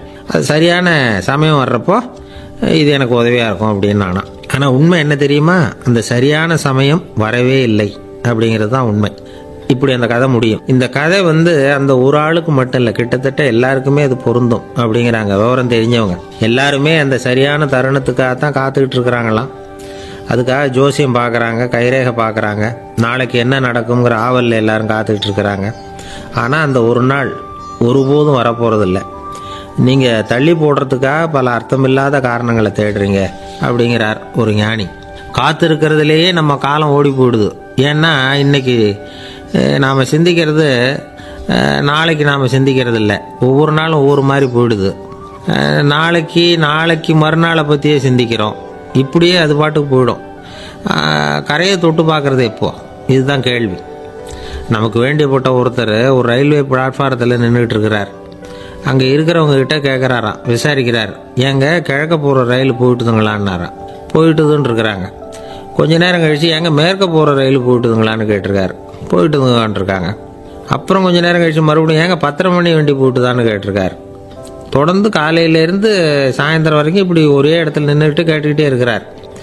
இதை பார்த்துக்கிட்டு இருந்த ஒருத்தர் அவர்கிட்ட வந்து, ஏங்க நீங்கள் எங்கே போகணும் அப்படின்னு கேட்டாராம். இவர் மெதுவாக சொன்னாராம், இந்த ரயில்வே லைனை தாண்டி அந்த பக்கம் போகணும் அப்படின்னாராம். நம்பிக்கை இல்லைன்னா இந்த உலகத்தில் நாம் வந்து நடமாடவே முடியாது. அவநம்பிக்கையோடு இருந்துக்கிட்டு இருந்தால் என்றைக்கும் அவஸ்தை தான். நாம் நம்புறது நடக்குதோ இல்லையோ அது வேறு விஷயம். ஆனால் எதையும் நம்பி தான் நாம் அடி வைக்க வேண்டியிருக்கு. வேறு ஒன்றும் வேணாம். ஒரு லாட்ரி சீட்டு வாங்குகிறோம். அது எங்கே நமக்கு விழப்போகுது அப்படிங்கிற அவநம்பிக்கையோடவா வாங்குகிறோம்? பரிசு நமக்கு தான் அப்படிங்கிற நம்பிக்கை உள்ளூர இருக்கிறதுனால தான் அதை வாங்குகிறோம். இருந்தாலும் முடிவு வேறு மாதிரி ஆகிடுது. அதுக்காக மனசு சோர்ந்து போகிறதில்ல. அடுத்த மாதமும் சீட்டு வாங்குகிறோம். இந்த நம்பிக்கை தான் மனித வாழ்க்கைக்கு ஆதாரம். ஒரு கடையில் போய் டீ சாப்பிட்றீங்க. அந்த டீ நல்ல டீ தானா, அதில் விஷம் கலந்துருக்குமா அப்படிங்கிற சந்தேகம் வந்துட்டுதுன்னு வச்சுங்க. அதுக்கப்புறம் அதை எப்படி நீங்கள் சாப்பிட முடியும்? நம்பி தான் சாப்பிட்ணும். ரயில் ஒழுங்காக போய் சேருங்கிற நம்பிக்கை இருக்கிறதுனால தான் அதில் ஏறி உட்காடுறோம். லெட்டர் ஒழுங்காக போய் சேருங்கிற நம்பிக்கை இருக்கிறதுனால தான் பெட்டியில் போடுறோம். சரி, நம்ம கதையெல்லாம் நம்மளோட இருக்கட்டும். மனித நம்பிக்கை வந்து எந்த அளவுக்கு உறுதியாகவும் அறிவுபூர்வமாகவும் இருக்கணுங்கிறதுக்கு அலெக்சாண்டர் வாழ்க்கையில் நடந்த ஒரு சம்பவத்தை உதாரணமாக சொல்லலாம். இந்த உலகத்தையே ஜெயிக்கணும்னு புறப்பட்டார் அலெக்சாண்டர். ஒரு கட்டத்தில் அவர் சிட்னஸ் நதி கரைக்கு வந்து சேர்ந்தார். அந்த சமயத்தில் அவருக்கு கடுமையான நோய் வந்துட்டுது. அவர் கூடவே வந்திருந்த கிரேக்க வைத்தியர்கள் என்னென்னமோ முயற்சியெல்லாம் பண்ணி பார்த்தாங்க. இருந்தாலும் அலெக்சாண்டருக்கு வந்திருக்கிறது என்ன நோய்ங்கிறத அவங்களால கண்டுபிடிக்க முடியல. ஏன்னா அந்த பகுதியில் உள்ளவங்களுக்கு மட்டுமே அதிகமாக வரக்கூடிய ஒரு வினோதமான நோயாக இருந்தது அது. ஆனால் அவர் இருக்கிற இடம் எதிரியோட இடம், பாரசீக மன்னனோட ஆளுகைக்கு உட்பட்ட இடம். என்ன பண்ணுறது அப்படின்னு எல்லாரும் யோசனை பண்ணாங்க. பாரசீக மன்னனோட அரண்மனையில் இருக்கிற வைத்தியர் வந்தால் இந்த நோயை குணப்படுத்தி விடுவார் அப்படின்னு சொன்னாங்க. இருந்தாலும் எதிரியோட நாட்டில் இருக்கிற வைத்தியரை கூப்பிட்டு எப்படி நம்பி வைத்தியம் பார்க்க சொல்கிறது அப்படின்னு சொல்லி எல்லாரும் தயங்கினாங்க. ஆனால் அலெக்சாண்டர் தயங்கலை. பரவாயில்ல, அழைச்சிட்டு வாங்கன்னு விட்டார். உடனே அவரை போய் அழைச்சிட்டு வந்துட்டாங்க. அவர் வந்தார். அலெக்சாண்டர் உடம்பை பரிசோதனை பண்ணி பார்த்தார். சரி, இதை குணப்படுத்தி விடலாம், பயப்பட வேண்டியதில்லை. ஆனால் இதுக்கு ஒரு மூலிகை ரசம் தயார் பண்ணி கொடுக்கணும். நான் போய் அதை தயார் பண்ணிவிட்டு 2 நாளில் திரும்பி வந்துடுறேன் அப்படின்னு சொல்லிவிட்டு போனார் அந்த வைத்தியர். அதே மாதிரி 2 நாளில் திரும்பி வந்தார் மூலிகை ரசத்தோட. இதுக்கு இடையில் அலெக்சாண்டரோட தளபதிகளில் ஒருத்தர் ரகசியமாக ஒரு எச்சரிக்கை கடிதம் கொடுத்து அனுப்பியிருக்கிறான். அதை வாங்கி என்ன விஷயம்னு பார்த்தார். இப்போ உங்ககிட்ட வந்திருக்கிற எதிரி நாட்டு வைத்தியரை நம்பாதீங்க, அவன் கொண்டுகிட்டு வந்திருக்கிற மூலிகை ரசத்தில் விஷம் கலந்துருக்குது அப்படின்னு அதில் எழுதியிருக்கு. அதை பார்த்தார் அலெக்சாண்டர். இருந்தாலும் கொஞ்சம் கூட அலட்டிக்கல. வைத்தியர் கொடுத்த மருந்தை வாங்கி கடகடன்னு குடிச்சுட்டு அதுக்கப்புறம் அந்த கடிதத்தில் இருந்த விஷயத்தை அந்த வைத்தியர்கிட்ட சொன்னார். வைத்தியர் திகைச்சு போயிட்டார். தன் மேலே அலெக்சாண்டர் வச்சிருக்கிற நம்பிக்கையை பார்த்து அவருக்கு ரொம்ப வியப்பு. வைத்தியர் உண்மையிலேயே நல்ல மருந்து தான் கொண்டுகிட்டு கொடுத்துருக்கிறார், அதில் விஷம்லாம் எதுவும் கலக்கலை. அதுக்கப்புறம் அலெக்சாண்டர் அந்த வைத்தியரை பார்த்து சொன்னாராம், நம்பிக்கைங்கிற அச்சாணியை ஆதாரமாக வச்சுக்கிட்டு தான் இந்த உலகம் சுற்றிக்கிட்டு இருக்குது. எனக்கு எதிரியாக இருந்தாலும் பாரசீக மன்னர் ரொம்ப பெரியவர். அப்பேற்பட்ட மன்னருடைய அரண்மனை வைத்தியர் தொழில் நேர்மை இல்லாதவராக இருக்க மாட்டார். அப்படி இருந்தால் அவரை அரண்மனை வைத்தியராக வச்சிருக்கவே மாட்டாங்க அப்படின்னு நம்பினேன். என்னுடைய நம்பிக்கை வீண் போகலை அப்படின்னாராம். இதுதான் மானுட நம்பிக்கைங்கிறது. இந்த காலத்துலேயும் இது மாதிரி இந்த மானுட நம்பிக்கையை ரொம்பவும் சாமர்த்தியமாக கையாளுகிற கெட்டிக்காரங்க சில பேர் இருக்கிறாங்க. ஒரு இந்த காலத்து குரு, அவருக்கு ஒரு சிஷ்யன். குரு முன்னாடி அந்த சிஷ்யன் ரொம்ப பணிவாக நின்று, குருவே உங்கள் கையால் விஷத்தை கொடுத்தாலும் அதை வாங்கி மடமடன்னு குடிச்சிருவேன் அப்படின்னா. உன்னுடைய குரு பக்தியை மெச்சினேன் அப்படின்னார் குரு. அதுக்கு அந்த சிஷ்யன், அப்படி இல்லை குருவே, உங்ககிட்ட சிஷ்யனாக இருக்கிறத விட உங்கள் கையால் விஷத்தை வாங்கி குடிச்சு விடுறது ரொம்ப நல்லது, அதனால தான் அப்படி சொன்னேன் அப்படின்னா. ஒரு தீப்பெட்டியை பார்த்து கேட்டுதான், நாம் 2 பேரும் தானே உரசிக்கிறோம், ஆனால் நான் மட்டும் தீப்பிடிச்சி எரிஞ்சு போகிறேன், நீ அப்படியே இருக்கிறியே அப்படின்னு தான். அதுக்கு தீப்பெட்டி சொல்லியிருக்குது, உனக்கு தலையில் கணம் இருக்குது அதனால் அழிஞ்சு போகிற அப்படின்னு தான். எப்படி இருக்கு பாருங்கள் இந்த பதில். தலையில் கணம் உள்ளவங்க யாருமே சரியாக இருக்க முடியாது. எவ்வளவு பெரியவங்களாக இருந்தாலும் சரி, ரொம்ப கஷ்டம்தான் அது. கர்வம்ங்கிறது கூடவே கூடாது. இதை விளக்கிறதுக்கு மகான் ஒருத்தர் ஒரு சம்பவத்தை சொல்கிறார். அர்ஜுனன் தீர்த்த யாத்திரை பண்ணானா. அப்போது தென்னிந்தியாவுக்கு வந்திருக்கிறான். ராமேஸ்வரத்துக்கு போனப்போ அங்கே இலங்கைக்கு கல்லுலாம் அடுக்கி போடப்பட்டிருந்த பாலத்தை பார்த்தானா. ஒரு சின்ன குரங்கு அதுக்கு பக்கத்தில் விளையாடிக்கிட்டு இருந்திருக்கு. அதை பார்த்துட்டு அர்ஜுனன் சிரிச்சிருக்கான். ஏன் சிரிக்கிறேன்னு கேட்டிருக்கு அந்த குரங்கு. ராமன் மிகச்சிறந்த வில் வீரன். அப்படி இருக்கிறப்போ அவன் இலங்கைக்கு அம்புகளாலேயே ஒரு பாலம் கட்டியிருக்கலாம். அதை விட்டுட்டு போயும் உன்ன மாதிரி குரங்குகளை துணையாக வச்சுக்கிட்டு இப்படி ஒரு கருங்கல் பாலத்தை கட்டியிருக்கிறானே அப்படின்னு நானா. அம்புகளால் பாலம் கட்ட முடியுமா அப்படின்னு கேட்டுதான் குரங்கு. ஏன் முடியாது, என்னால் முடியுமேன்னு இருக்கான் அர்ஜுனன். அம்பால் பாலம் கட்டலாம், இருந்தாலும் என்ன மாதிரி குரங்குகள் ஏறி நடந்தா அது தாங்குமா? அதனால தான் ராமர் கருங்கல் பாலமே கட்டினார் அப்படின்றது குரங்கு சொல்லிச்சான். அப்படியே சொல்கிற, நான் வேணும்னா இப்போ அம்புகளாலேயே ஒரு பாலத்தை கட்டுறேன், நீ அது மேலே ஏறி நடந்து பார். பாலம் விழுந்துட்டுதுன்னா நான் தீ மூட்டி அதில் குதித்து உயிர் தியாகம் பண்ணி விட்றேன் அப்படின்னு நான் ரொம்ப கோபமாக. உடனே அந்த சின்ன குரங்கு பெரிய உருவம் எடுத்துட்டு தான் கையில் கதையோடு அர்ஜுனன் முன்னாடி நிற்கிறான் அனுமன்.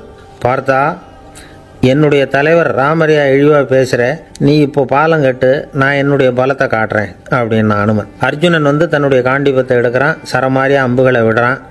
அதெல்லாம் ஒன்றோட ஒன்று கோத்துக்கிட்டு அப்படியே பாலம் மாதிரி நிற்கிது. அர்ஜுனன் தலை நிமிர்ந்து நின்னான். அனுமன் உயர கிளம்பி அங்கேருந்து பாலத்தில் வந்து பொத்துன்னு இறங்கினான். பாலம் அப்படியே நொறுங்கி போச்சு தூள் தூளாக. என்ன அர்ஜுனா, இப்போ என்ன செய்ய போகிற அப்படின்னா ஏளனமா. அர்ஜுனன் தலையை தொங்க போட்டுக்கிட்டான். சொன்னபடி தீ மூட்டி அதில் குதிக்கிறதுக்காக 3 தடவை சுற்றி வந்தான். அப்போது கிருஷ்ணர் அங்கே வந்தார். என்ன அர்ஜுனா, என்ன நடக்குது, என்ன இது அப்படின்னு ஒன்றும் தெரியாத மாதிரி கேட்டார். அர்ஜுனன் வாயை திறக்கிறதுக்கு முன்னாடி அனுமன் வாயை திறந்தான், நடந்ததை சொன்னான். அர்ஜுனன் சவால் விட்டபடி உயிர் திறந்தே ஆகணும்னா அனுமன். கிருஷ்ணர் யோசனை பண்ணார். நல்லது, இந்த சவால் விட்டதுக்கும் நடந்ததுக்கும் யார் சாட்சி? பெரிய ஒருத்தரை சாட்சியாக வச்சுக்கிட்டல்லவா நீங்கள் இந்த போட்டியை நடத்தியிருக்கணும் அப்படின்னார். அதனால் என்ன, இப்போ மறுபடியும் அந்த போட்டியை நடத்திவிட்டா போச்சு, என்னால் அந்த அம்பு பாலத்தை நொறுக்க முடியாதா அப்படின்னா அனுமன். சரி, இப்போ மறுபடியும் அது நடக்கட்டும்னார் கிருஷ்ணர். அர்ஜுனன் அம்பு பாலம் அமைச்சான். அனுமன் ஏறி குதிச்சான். பாலம் அசைஞ்சு கொடுக்கவே இல்லை, அவ்வளோ உறுதியாக இருக்குது. இப்போ அனுமன் தலையை குனிஞ்சிக்கிட்டான். அர்ஜுனன் நன்றியோடு நிமிர்ந்து பார்த்தான். கிருஷ்ணருடைய தோள்கள்லேயும் முதுகள்லேயும் ரத்தம். என்ன சுவாமி, என்ன நடந்ததுன்னு நான் பதறி போய், உன் அம்பு பாலத்தை நான் தான் முட்டு கொடுத்து தாங்கிக்கிட்டு இருந்தேன். அனுமன் குதிச்சப்போ என் மேலே ஏற்பட்ட காயங்கள் இவை. பின்ன உன்னுடைய அம்பு பாலத்தினாலேயா பாலம் நின்றுதுன்னு நினைக்கிற அப்படின்னாரான். முதல்ல வந்து அர்ஜுனன், அப்புறம் அனுமன் 2 பேருக்குமே கர்வ பங்கம் ஆயிட்டு தான். அதாவது அவங்கக்கிட்ட இருந்த கர்வம் போயிட்டுது. யாராக இருந்தாலும் கர்வம் கூடாதுங்கிறத இதிலேருந்து நாம் புரிஞ்சுக்கணும். இந்த காலத்தில் நாமெல்லாம் எந்த விஷயத்துக்கெல்லாம் கர்வப்பட்டுருக்கோம் தெரியுமா? 2 பெண்கள் தங்களுடைய கணவன்மார்களை பற்றி ரொம்ப பெருமையாக பேசிக்கிட்டாங்களாம். அதில் ஒரு அம்மா சொல்லியிருக்கு, என் வீட்டுக்காரர்கிட்ட எந்த சப்ஜெக்ட் கொடுத்தாலும் சரி அந்த விஷயத்தை பற்றி அழகாக 1 மணி நேரம் பேசுவார் அப்படின்னாங்களாம். உடனே இன்னொரு அம்மா, அது என்ன பிரமாதம், என் வீட்டுக்காரருக்கு சப்ஜெக்டே தேவையில்லை, விஷயமே இல்லாமல் நாள் பூரா பேசிக்கிட்டு இருப்பார் அப்படின்னாங்களாம். ஒரு காடு, நல்ல மரம்லாம் செழிச்சு இருந்தது. அப்படிப்பட்ட காட்டில் ஒரு சாது இருந்தார். அவர் எப்படின்னா எப்பவும் ஒரு மரத்தடியில் உட்காந்துருப்பார். ஏன்னா அவருடைய இருப்பிடமே அதுதான். அவர் என்ன பண்ணுவார், 3 கல் வச்சுருந்தார். செங்கல் மாதிரி இருக்கும், ஆனால் அதை விட கொஞ்சம் பெருசாக இருக்கும். எதுக்கு அந்த 3 கல்லுன்னா அதுதான் அவருடைய படுக்கை. அதாவது தூங்குறப்ப ஒரு கல்லை தலைக்கு கீழே வச்சுக்குவார், இன்னொரு கல்லை இடுப்புக்கு கீழே வச்சுக்குவார், இன்னொரு கல்லை காலுக்கு கீழே வச்சுக்குவார். உடம்பை வந்து அப்படியே ஒரு தகட்டால் மூடிக்குவார், அப்படியே தூங்கி போடுவார். மழை பெய்யுதுன்னு வச்சுங்க, அவர் உடம்பு வந்து 3 கல் மேலே இருக்குதா, அதனால் தண்ணி வந்து அடியில் ஓடி போடும், உடம்பு நனையாது. மேலே தகடு இருக்கிறதுனால மழையும் உடம்புல படாது. அவர் தூக்கமும் கிடாது, நிம்மதியாக தூங்குவார். பகலில் அந்த 3 கல்லையும் ஒரு சேர ஒரு அடுப்பு மாதிரி வச்சு அது மேலே உட்காந்துக்குவார். அதனால் பாம்பு பூச்சி எதுவும் அவரை வந்து தொந்தரவு பண்ணுறதில்ல, அது பாட்டுக்கு நடந்து போயிடும். அவர் பாட்டுக்கு நிம்மதியாக இருப்பார். யாராவது எதையாவது கொண்டுகிட்டு வந்து கொடுத்தா அதை வாங்கி சாப்பிடுவார், அவ்வளவுதான். ஒரு நாள் அந்த நாட்டு அரசன் காட்டுக்கு வேட்டையாட வந்தான். அந்த வழியாக வந்தப்போ இந்த சாது படுத்துருக்கிறத பார்த்தான், பரிதாபப்பட்டான். ஐயோ பாவம், இவர் இப்படி இந்த கல் மேலே உடம்பை வச்சுக்கிட்டு தூங்குறாரு, என்ன பாடுபடுவார், இவரை நாம் வந்து அரண்மனைக்கு அழைச்சிட்டு போய் சுகமாக நிம்மதியாக இருக்கிறதுக்கு வழி செஞ்சு கொடுப்போம், அது ரொம்ப நல்லாயிருக்கும் அப்படின்னு நினச்சான். அப்படி நினச்சிக்கிட்டே அரண்மனைக்கு வந்துட்டான். அதுக்கப்புறம் ஒரு பல்லக்கையும் 2 சேவகர்களையும் காட்டுக்கு அனுப்பி அந்த சாதுவை மெதுவாக இங்கே அழைச்சிட்டு வந்துடுங்க அப்படின்னு சொல்லி அனுப்பி வச்சான். இவங்க போய் அவர்கிட்ட விவரத்தை சொன்னாங்க. எனக்கு என்னத்துக்கு அரண்மனை வாசம் அப்படின்னார். இருந்தாலும் மன்னர் உத்தரவு, நீங்கள் அவசியம் வரணும் அப்படின்னாங்க இவங்க. சரின்னு சொல்லிவிட்டு வேறு வழி இல்லாமல் புறப்பட்டார். புறப்படும் பொழுது என்ன பண்ணாருன்னா, மறக்காமல் அந்த 3 கல் ஒரு தகடு அதையும் எடுத்து பல்லக்கில் வச்சுக்கிட்டார். என்னத்துக்கு இதையெல்லாம் எடுத்து வைக்கிறாரு அப்படின்னு சொல்லி அவங்க யோசனை பண்ணாங்க. இருந்தாலும் அதை பற்றி ஒன்றும் கேட்கல. பேசாமல் அவரை அழைச்சிட்டு போய் அரண்மனையில் விட்டுட்டாங்க. அரசன் ஓடி வந்தான், வரவேற்றான், அறுசுவை உணவு படைத்தான். அவர் படுக்கிறதுக்கு தங்க கட்டில், பட்டு மெத்தை, இப்படி எல்லாம் ஏற்பாடு பண்ணி வச்சான். இங்கே படுத்து ஓய்வு எடுத்துக்குங்க அப்படின்னு சொல்லிவிட்டு அவன் பாட்டு போயிட்டான். மறுநாள் காலையில் வந்து பார்க்குறான், சாது படுத்துருக்கிறார். எப்படி தெரியுமா, அந்த பட்டு மெத்தை மேலே 3 கல்லையும் வச்சு வழக்கம் போலவே அது மேலே படுத்துருக்கிறார், அதுக்கு மேலே தகடு. அரசன் பார்த்துட்டு அதிர்ச்சி ஆகிட்டான். என்ன சுவாமி இப்படி அப்படின்னா, சாது சொன்னார், எனக்கு வந்து தேவையும் இல்லை குறையும் இல்லை, எல்லா இடத்துலையும் எனக்கு ஒரே மகிழ்ச்சி தான் அப்படின்னார். மகிழ்ச்சிங்கிறது தங்க கட்டிலேயோ பட்டு மெத்தையிலேயோ இல்லை, அது வந்து மனசில் இருக்கிற ஒரு விஷயம். உண்மையான மகிழ்ச்சிக்கு வழி வந்து மனப்பக்குவம் அப்படிங்கிறது அந்த அரசனுக்கு புரிஞ்சுதான். இந்த காலத்தில் ஒரு சாமியார் அவரை தேடி ஒரு சீடன் வந்தான். என்னாச்சு தெரியுமா? சுவாமி, எனக்கு நிம்மதி வேணும், அதுக்கு என்ன வழின்னு கேட்டான். சாமியார் நிமிர்ந்து பார்த்தார்.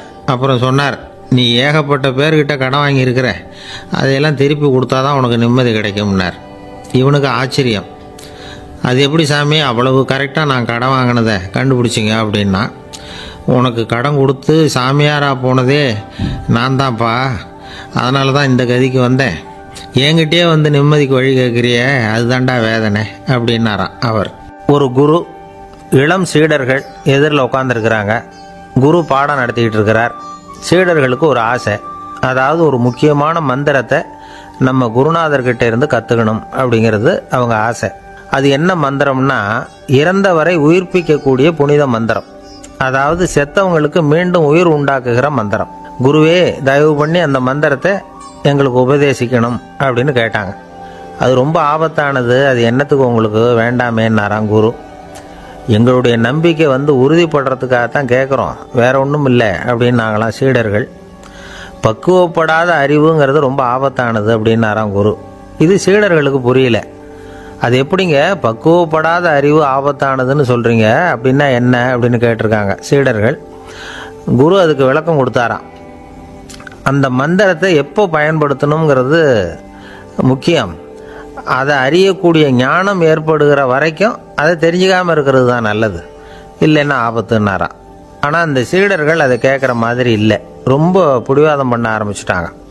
சரி வாங்க சொல்கிறேன்னார் குரு. எல்லாரும் வந்தாங்க. அந்த புனித மந்திரத்தை அவங்களுக்கு ரகசியமாக உபதேசம் பண்ணார். உபதேசம் பண்ணிவிட்டு அவங்களுக்கு எச்சரிக்கையும் கொடுத்தார். இந்த மந்திரத்தை நல்லா ஆராய்ச்சி பார்த்ததுக்கு அப்புறம் தான் உச்சரிக்கணும், அவசரப்பட்டு எதுவும் செஞ்சிடக்கூடாது அப்படின்னு ஒரு தடவைக்கு பல தடவை எச்சரிக்கை கொடுத்தார். சரின்னு சொல்லிவிட்டு அவங்கெல்லாம் மந்திரத்தை கற்றுக்கிட்டு எழுந்திரிச்சு போயிட்டாங்க.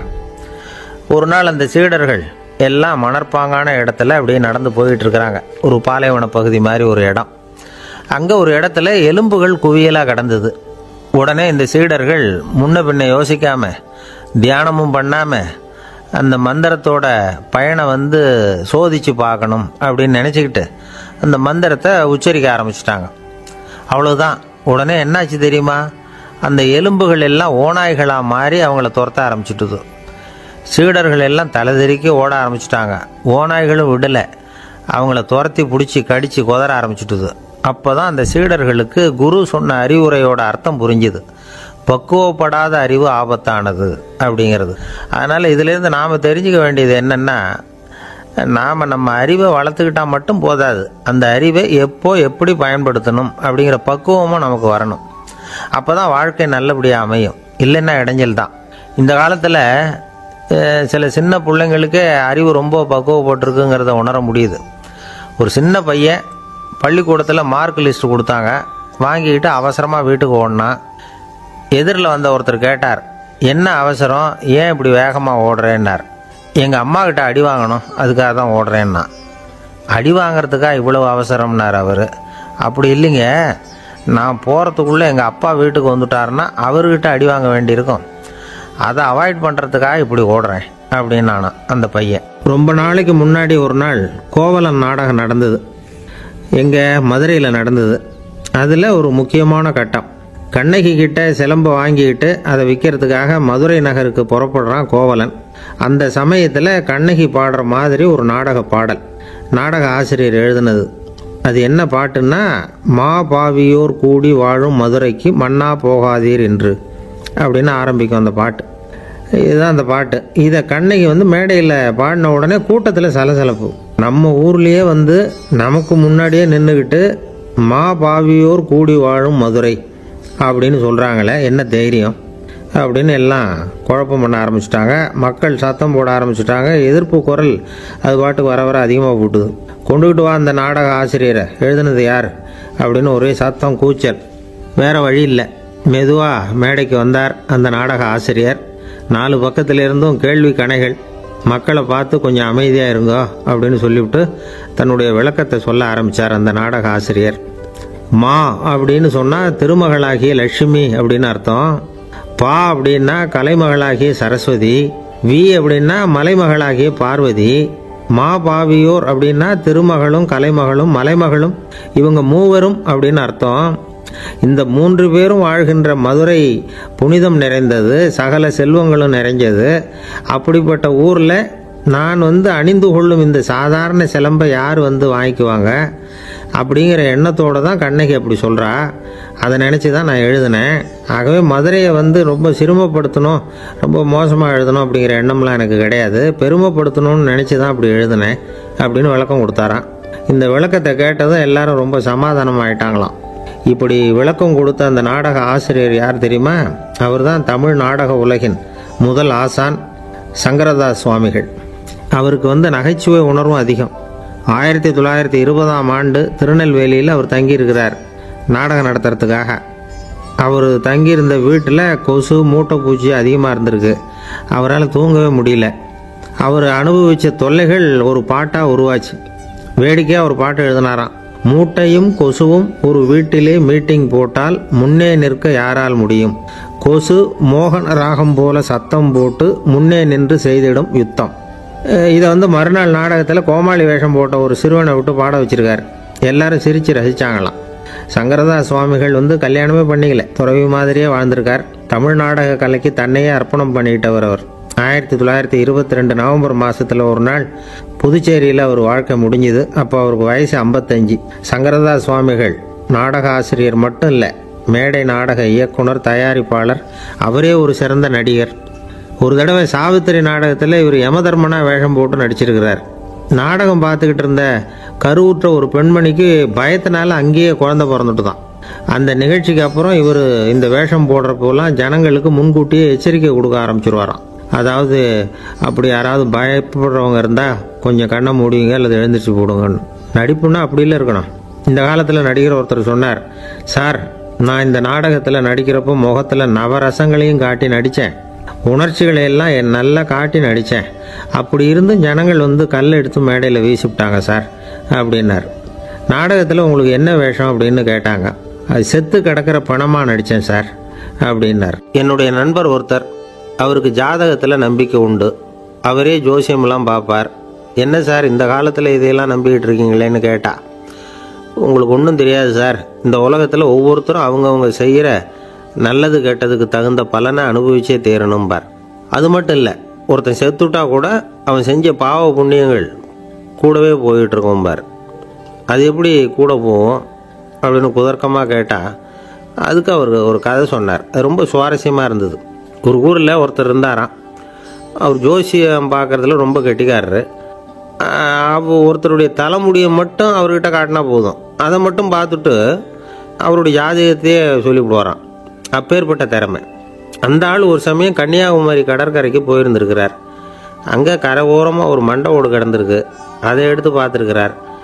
அந்த மண்டை ஓட்டை வச்சுக்கிட்டே அதோட ஜாதகத்தை அலசியிருக்கிறார்.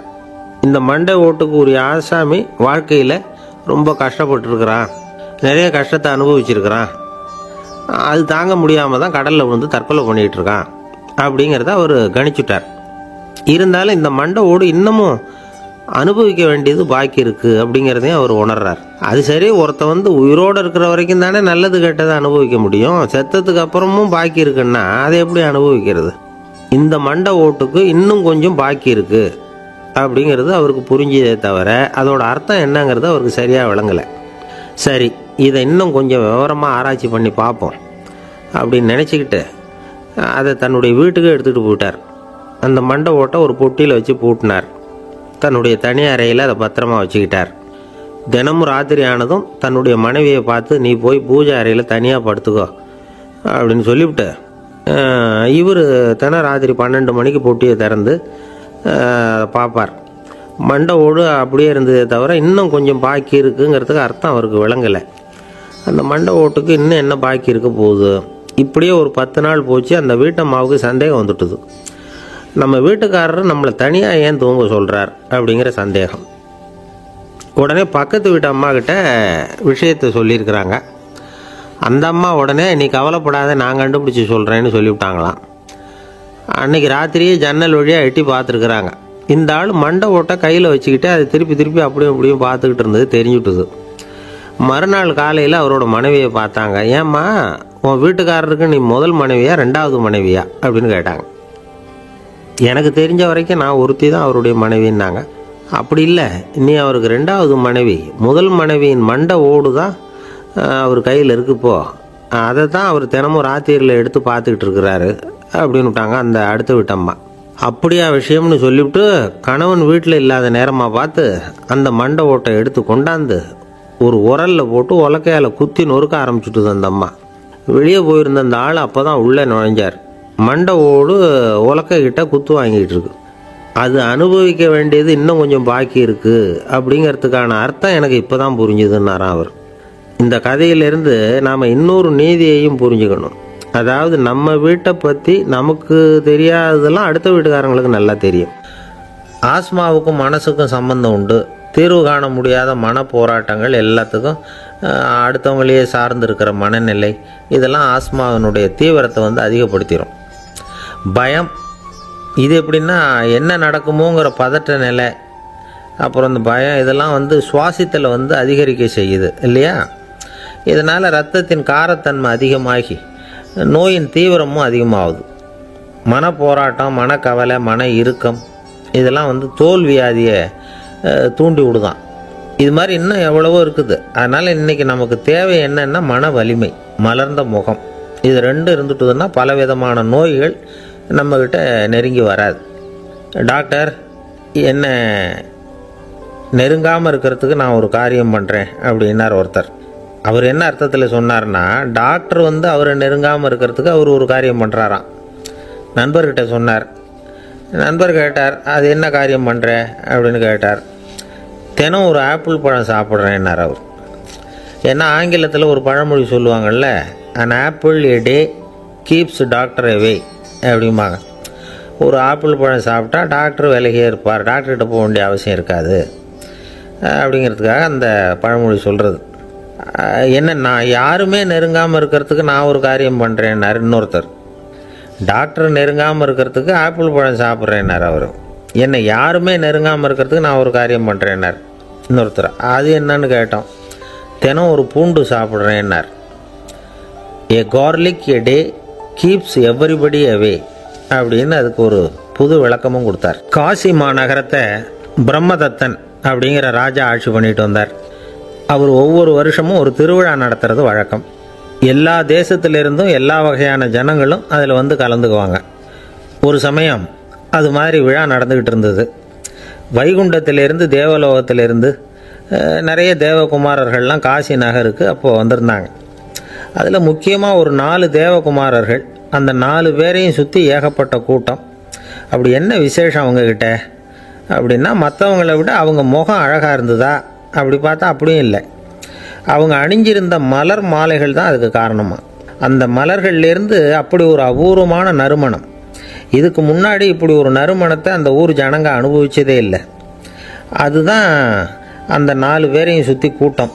எல்லாரும் கேள்வி கேட்க ஆரம்பித்தாங்க. உடனே அந்த 4 தேவகுமாரர்களும் எல்லாருக்கும் தெரியும்படியாக வானத்தில் எழும்பி கொஞ்சம் உயரமாக நின்றுக்கிட்டாங்க. கீழே நின்றுக்கிட்டு இருந்த அரசன்லேருந்து ஆண்டி வரைக்கும் ஒருத்தர் பாக்கி இல்லாமல் ஒரே குரலில் எல்லாரும் அவங்கள பார்த்து, எங்களுக்கும் இது மாதிரி மாலையை போட்டுக்கணும்னு ஆசையாக இருக்குது, அதுக்கு நீங்கள் தான் அருள் பண்ணணும் அப்படின்னு கேட்டுக்கிட்டாங்க. மாலை போட்டுக்கிறதுனா எல்லாருக்கும் ஆசையாக தானே இருக்கும். அந்த 4 தேவகுமாரர்களில் ஒருத்தர் புத்தர் பிரான். அவர் சொன்னார், பூலோகவாசிகளே, நான் சொல்கிறத கொஞ்சம் பொறுமையாக கேளுங்க. கக்காரு அப்படிங்கிற கற்பக விருஷத்தின் மலர்களால் தொடுக்கப்பட்டது இந்த மாலை. இதுக்கு நிறைய சக்தி உண்டு. எந்த காலமும் இது வாடாது, வாசனையும் குறையாது. ஆனால் இதை அணிந்து கொள்றதுக்கு சில தகுதிகள் தேவை அப்படின்னார். என்ன தகுதி அது சொல்லுங்களேன் அப்படின்னு ஏக காலத்தில் எல்லாரும் சத்தம் போட்டாங்க. தீய இயல்புகள் உள்ளவங்க, இழிந்த சிந்தனை, இழிந்த செயல் உள்ளவங்க இந்த மாலையை அணிய முடியாது அப்படின்னார். அவ்வளோதான். கூட்டத்தில் சத்தம் போட்டவங்கள்லாம் மெதுவாக அப்படி அடங்க ஆரம்பிச்சிட்டாங்க. இன்னொரு தேவகுமாரன் சொன்னார், அடுத்தவங்க பொருளை அபகரிக்காதவன், அடுத்தவங்களுக்கு கெடுதல் பண்ணக்கூடிய பொய் பேசாதவன், பேராசையினால் கெட்ட வழியில் பொருள் ஈட்ட நினைக்காதவன் இந்த மாலையை போட்டுக்கலாம் அப்படின்னார். கூட்டத்திலிருந்து யாரும் முன்னுக்கு வரல. ஒரே ஒரு ராஜகுரு மட்டும் கொஞ்சம் முன்னாடி வந்தார். பெரியவர், படித்தவர். அவர் எனக்கு தகுதி இருக்குது அந்த மாலையை போட்டுக்கிறதுக்கு அப்படின்னார். வேறு ஒன்றும் இல்லை, பொய் சொல்லியாவது அந்த மாலையை வாங்கிக்குவோமே அப்படின்னு முடிவு பண்ணிட்டார் அவர். அவ்வளோதான், மாலையை வாங்கிட்டார். அடுத்த தேவகுமாரன் பேசினார். யாருக்கு திடமான அறிவும் மனமும் இருக்குதோ, யாருக்கு நல்ல காரியங்களில் அசையாத ஈடுபாடு இருக்குதோ, நல்ல அரிய பொருள்களை தனியாக தான் மட்டும் அனுபவிக்க விரும்பாதவர் யாரோ அவர் முன்னாடி வந்து இந்த மாலையை வாங்கிக்கலாம் அப்படின்னார். அந்த தகுதியும் எனக்கு இருக்குன்னார் ராஜகுரு. மாலையை வாங்கி போட்டுக்கிட்டார். இன்னொரு ராஜகுமாரன் பேச ஆரம்பித்தார். அறநெறியில் செல்வம் சேர்க்கணும், ஆடம்பர பொருள்களுக்கு அடிமையாகக்கூடாது, வெற்றி அடைஞ்சாலும் கர்வம் வரக்கூடாது, அப்படிப்பட்டவங்க இந்த மாலையை போட்டுக்கலாம்னார். துணிஞ்சு பொய் சொல்லி அதையும் வாங்கி கழுத்தில் போட்டுக்கிட்டார் இந்த ராஜகுரு.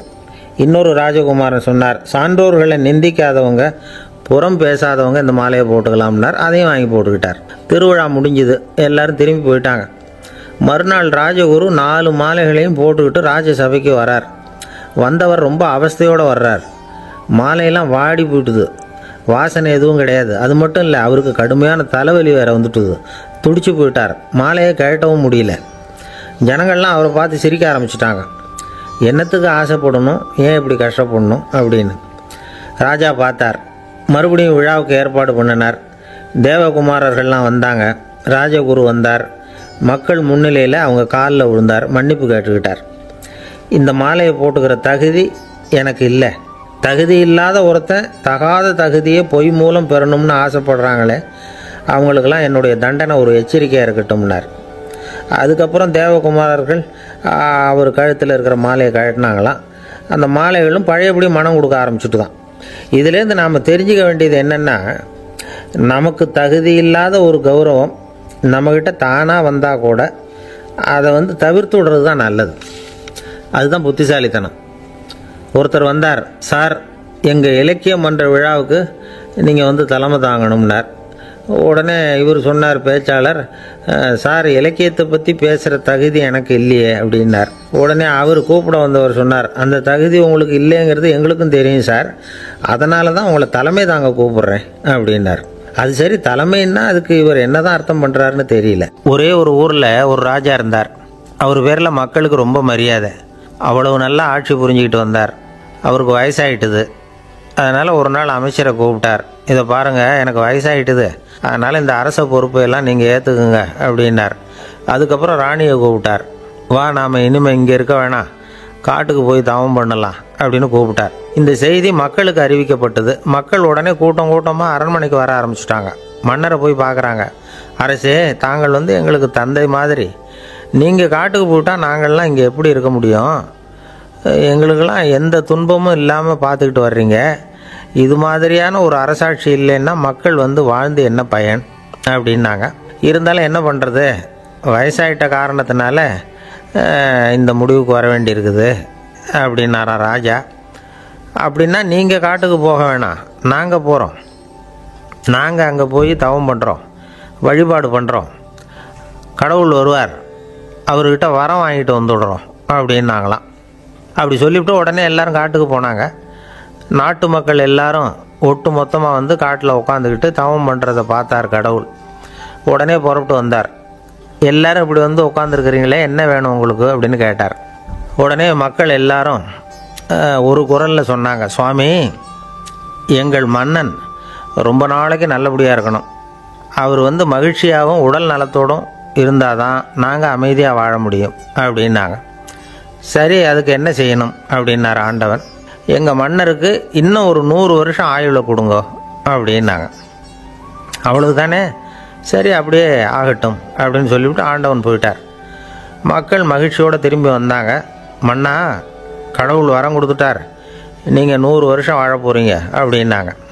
இதை கேட்டதும் ராணி ராஜாவை வணங்கி, நான் தவம் செய்ய போகிறேன் அப்படின்னு புறப்பட்டாங்க. உடனே மக்கள் என்ன நினச்சாங்க தெரியுமா? ஐயோ, நாம் ராஜாவுக்கு மட்டும்தானே நீண்ட ஆயுள் வேணும்னு வரம் வாங்கினோம், ராணிக்கு வாங்கலையே, அதுதான் கோபத்தில் புறப்பட்டாங்க போல இருக்கு அப்படின்னு நினச்சி வருத்தப்பட்டாங்க. ஆனால் ராணி நினச்சது அது இல்லை. ராணி போய் தவம் பண்ணாங்க, கடவுள் காட்சி கொடுத்தார். இவங்க கேட்குறாங்க, சுவாமி, ராஜாவுக்கு மட்டும் 100 வருஷம் ஆயுள்னு வரம் கொடுத்துட்டீங்க, அப்படின்னா குடிமக்களும் 100 வருஷம் இருக்கணும். இப்படிப்பட்ட குடிமக்கள் இல்லைன்னா அப்படிப்பட்ட அரசன் இருந்து என்ன பிரயோஜனம்? அப்படின்னாங்களாம். ஆண்டவன் பார்த்தார், சரி அவங்களும் 100 வருஷம் வாழ்வாங்க, அது மட்டும் இல்லை நீயும் 100 ஆண்டு காலம் வாழ வரமளிக்கிறேன் அப்படின்னு சொல்லிவிட்டு மறைஞ்சிட்டார். இதில் ஆண்டவன் வர்றதும் மறையிறதும் முக்கியம் இல்லை. இதில் கவனிக்க வேண்டியது ஆள்கிறவனின் விசால மனம், குடிமக்களின் விசால மனம், ஆள்கிறவன் மனைவியினுடைய விசால மனம். இப்படி ஒரு நாடு இருந்துட்டுதுன்னா எப்படி இருக்கும் வாழ்க்கையை நினச்சி பாருங்கள். அதனால தான் பெரியவங்கள்லாம் சொல்கிறாங்க, இதய வாசல் திறந்தே இருக்கணும், இதயத்தின் கதவுகளை மூடாதீங்க அப்படின்னு சொல்லுவாங்க. என்கிட்ட ஒருத்தர் சொன்னார், என்னுடைய இதய வாசல் எப்பவும் திறந்தே தான் இருக்குதுன்னார். எதனால் அப்படி சொல்கிறீங்க அப்படின்னு கேட்டோம். டாக்டரே சொல்லிவிட்டார், என்னுடைய இதயத்தில் ஒரு ஓட்டை இருக்குது அப்படின்னு, வால்வு சரியில்லையா அப்படிங்கிறார். அளவுக்கு மிஞ்சினால் அமிர்தமும் நஞ்சு அப்படின்னு சொல்லுவாங்க. அது உண்மைதான். ஒருத்தருக்கு அளவுக்கு மீறிய புகழ் வந்துட்டுதுன்னு வச்சுங்க, அது கூட ஆபத்தாக போயிடுறது உண்டு. பழங்காலத்துல எல்லாம் கிரேக்க தேசத்தில் ஒரு பழக்கம் உண்டாம். அதாவது யாராவது ஒருத்தரை நாடு கடத்தணும்னா அதுக்கு ஒரு வழி உண்டு. அதாவது ஒருத்தரை நாடு கடத்தணும்னு மக்கள் விரும்புகிறாங்கன்னு வச்சுங்களேன், அவர் பேரை ஒரு மண்பாண்ட ஓட்டுச்சில்லில் எழுதி அதை ஒரு குறிப்பிட்ட பொது இடத்துல போட்டுற வேண்டியது, அவ்வளவுதான். இது மாதிரி பல பேர் போட்டுக்கிட்டே இருப்பாங்க, எல்லாம் அப்படியே குவிஞ்சு போயிடும். அந்த ஓட்டாஞ்சில்லு குவியலில் யாருடைய பேர் அதிகமாக இருக்குதோ அந்த நபரை ஒரு 10 ஆண்டுகள் நாடு கடத்தி விடுவாங்க. இது அந்த ஊர் வழக்கமாக. ஒரு நாள் அந்த குவியலுக்கு பக்கத்தில் ஒரு ஆள் நின்றுக்கிட்டு இருக்கிறான். அவன் கையில் ஒரு ஓட்டாஞ்சில்லு வச்சுருக்கிறான். அதில் யாரோட பேரையோ எழுதணும், எழுதி அந்த இடத்துல போடணுங்கிறது அவன் ஆசை. ஆனால் அவன் படிக்காதவன், அதனால் எழுத தெரியல. யாராவது அந்த வழியாக வர்றாங்களான்னு பார்த்துக்கிட்டே நின்றுக்கிட்டு இருந்தான். ஒரு பெரியவர் வந்துக்கிட்டு இருந்தார். அவர்கிட்ட ஓடினான், கையில் இருந்த மண்பாண்ட சில்லை கொடுத்தான். ஐயா, இதில் ஒரு பேர் எழுதி கொடுங்களேன்னா. அந்த பெரியவர் அதை வாங்கி கையில் வச்சுக்கிட்டு, என்ன பேர் எழுதணும் சொல்லு அப்படின்னா. இவன் சொன்னான், அரிஸ்டைடிஸ் அப்படின்னு எழுதுங்க அப்படின்னா. இதை கேட்டதும் அந்த பெரியவருக்கு அதிர்ச்சி. ஏன்னா அவர் தான் அரிஸ்டைடிஸ், தத்துவ மேதை அரிஸ்டைடிஸ் அவர். இருந்தாலும் நான் தான் அதுங்கிறத காட்டிக்காமல் அந்த ஆளுகிட்ட கேட்டார், அது சரிப்பா, அரிஸ்டைடிஸுங்கிற பேரை எழுத சொல்கிற, அவர் உனக்கு என்ன கெடுதல் பண்ணார், அவர் பேரை இதில் எழுத சொல்கிறியே அப்படின்னு கேட்டிருக்கார். அதுக்கு இவன் சொன்னானா, அவர் எனக்கு எந்த கெடுதலும் பண்ணலை, அவரை நான் பார்த்தது கூட இல்லை அப்படின்ட்டுருக்கான். அப்புறம் எதுக்காக அவரை நாடு கடத்தணும்னு நீ ஆசைப்படுற அப்படின்னு கேட்டிருக்கார். இப்போ அந்த ஆள் சொல்கிறான், அரிஸ்டைடஸை பற்றி எல்லாரும் பேசுகிறாங்க, அவர் ரொம்ப நல்லவர், அவர் ஒரு பெரிய அறிவாளிங்கிறாங்க, அவர் ஒரு பெரிய வள்ளல், பேரறிஞர், இப்படி எல்லாரும் சொல்கிறத கேட்டு கேட்டு எனக்கு ரொம்ப அழுத்து போயிட்டுது, அதனால தான் வெறுப்பாயிட்டேன் அப்படின்னு நானும். இதிலேருந்து என்ன தெரியுது, நாம் நல்லவனாக இருக்கிறதுல ஒன்றும் இடைஞ்சல் இல்லை. ஆனால் நம்மளை நல்லவன் நல்லவன் எல்லாரும் சொல்ல ஆரம்பிச்சிட்டாங்கன்னு வச்சுக்கோங்க, அப்போ இடைஞ்சல் ஆரம்பம்னு அர்த்தம். எதுவுமே அளவுக்கு மிஞ்சி போகாமல் பார்த்துக்க வேண்டியது ரொம்ப அவசியம். அளவுக்கு அதிகமாக ஆசைப்படாதவங்களில் ஆப்ரஹாம் லிங்கனும் ஒருத்தரான். அவர் ஒரு தடவை தன்னுடைய நண்பர்கள்கிட்ட பேசிக்கிட்டு இருந்தாராம். ஒருத்தர் கேட்டிருக்கார், ஒரு மனுஷனுக்கு கால்கள் எவ்வளோ உயரம் இருக்கணும் அப்படின்னு கேட்டாராம்.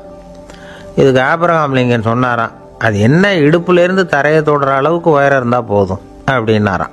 ஒரு ஜென் துறவி, அவருக்கு ரொம்ப வயசாயிட்டுது, கடைசி காலம். நண்பர்களெல்லாம் கூப்பிட்டார். நண்பர்களே, நான் வித்தியாசமான முறையில் சாகணும்னு ஆசைப்படுறேன், அதுக்கு ஏதாவது யோசனை சொல்லுங்களேன் அப்படின்னு கேட்டாராம். நண்பர்கள் சிரித்தாங்க. என்ன பேச்சு பேசுகிறீங்க, சாவறதுங்கிறது என்ன விளையாட்டு கத்தனமான காரியமா அப்படின்னு கேட்டிருக்காங்க. அந்த துறவி கொஞ்ச நேரம் யோசனை பண்ணார். அப்புறம் கேட்டாராம், இது வரைக்கும் யாராவது நடந்துக்கிட்டே இறந்துருக்குறாங்களா அப்படின்னாராம். எல்லாரும் இல்லைன்னாங்களாம்.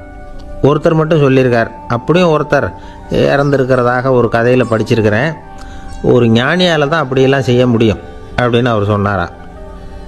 சரி, அப்படின்னா அந்த முறை நமக்கு வேணாம், நின்றுக்கிட்டே யாராவது உயிரை விட்டுருக்காங்களா அப்படின்னு விசாரிச்சாராம். அப்படியும் ஒருத்தர் இறந்துருக்கிறார் அப்படின்னாங்களாம். மறுபடியும் அந்த துறவி யோசனை பண்ணியிருக்கிறார், ஏதாவது வித்தியாசமான முறையில் நாம் போகணும் அப்படிங்கிறது அவருடைய விருப்பம். மனிதன் எப்படி வாழ்கிறானோ அப்படி இறப்பது தான் நல்லது. சரி, யாராவது தலைகீழாக யோகம் செய்யும் நிலையில் இறந்துருக்கிறாங்களா அப்படின்னு விசாரித்தாராம். நண்பர்கள் சிரித்தாங்க. தலைகீழாக நின்னபடி இறந்ததாக நாங்கள் கேள்விப்பட்டதே இல்லை, அது முடியாத காரியம் அப்படின்ட்டுருக்காங்க. இப்போ அந்த துறவிக்கு திடீர்னு உற்சாகம் வந்துட்டுது. உடனே எழுந்திரிச்சார், தலைகீழாக நின்னார், அப்படியே உயிரை விட்டுட்டார். அவ்வளோதான். அந்த மடாலயத்தில் ஒரே குழப்பம். எப்படி அவரை கீழே இறக்கி படுக்க வைக்கிறது அப்படின்னு புரியல. இப்படி உயிர் விடுறதை பற்றி அவங்க இது வரைக்கும் கேள்விப்பட்டதும் இல்லை.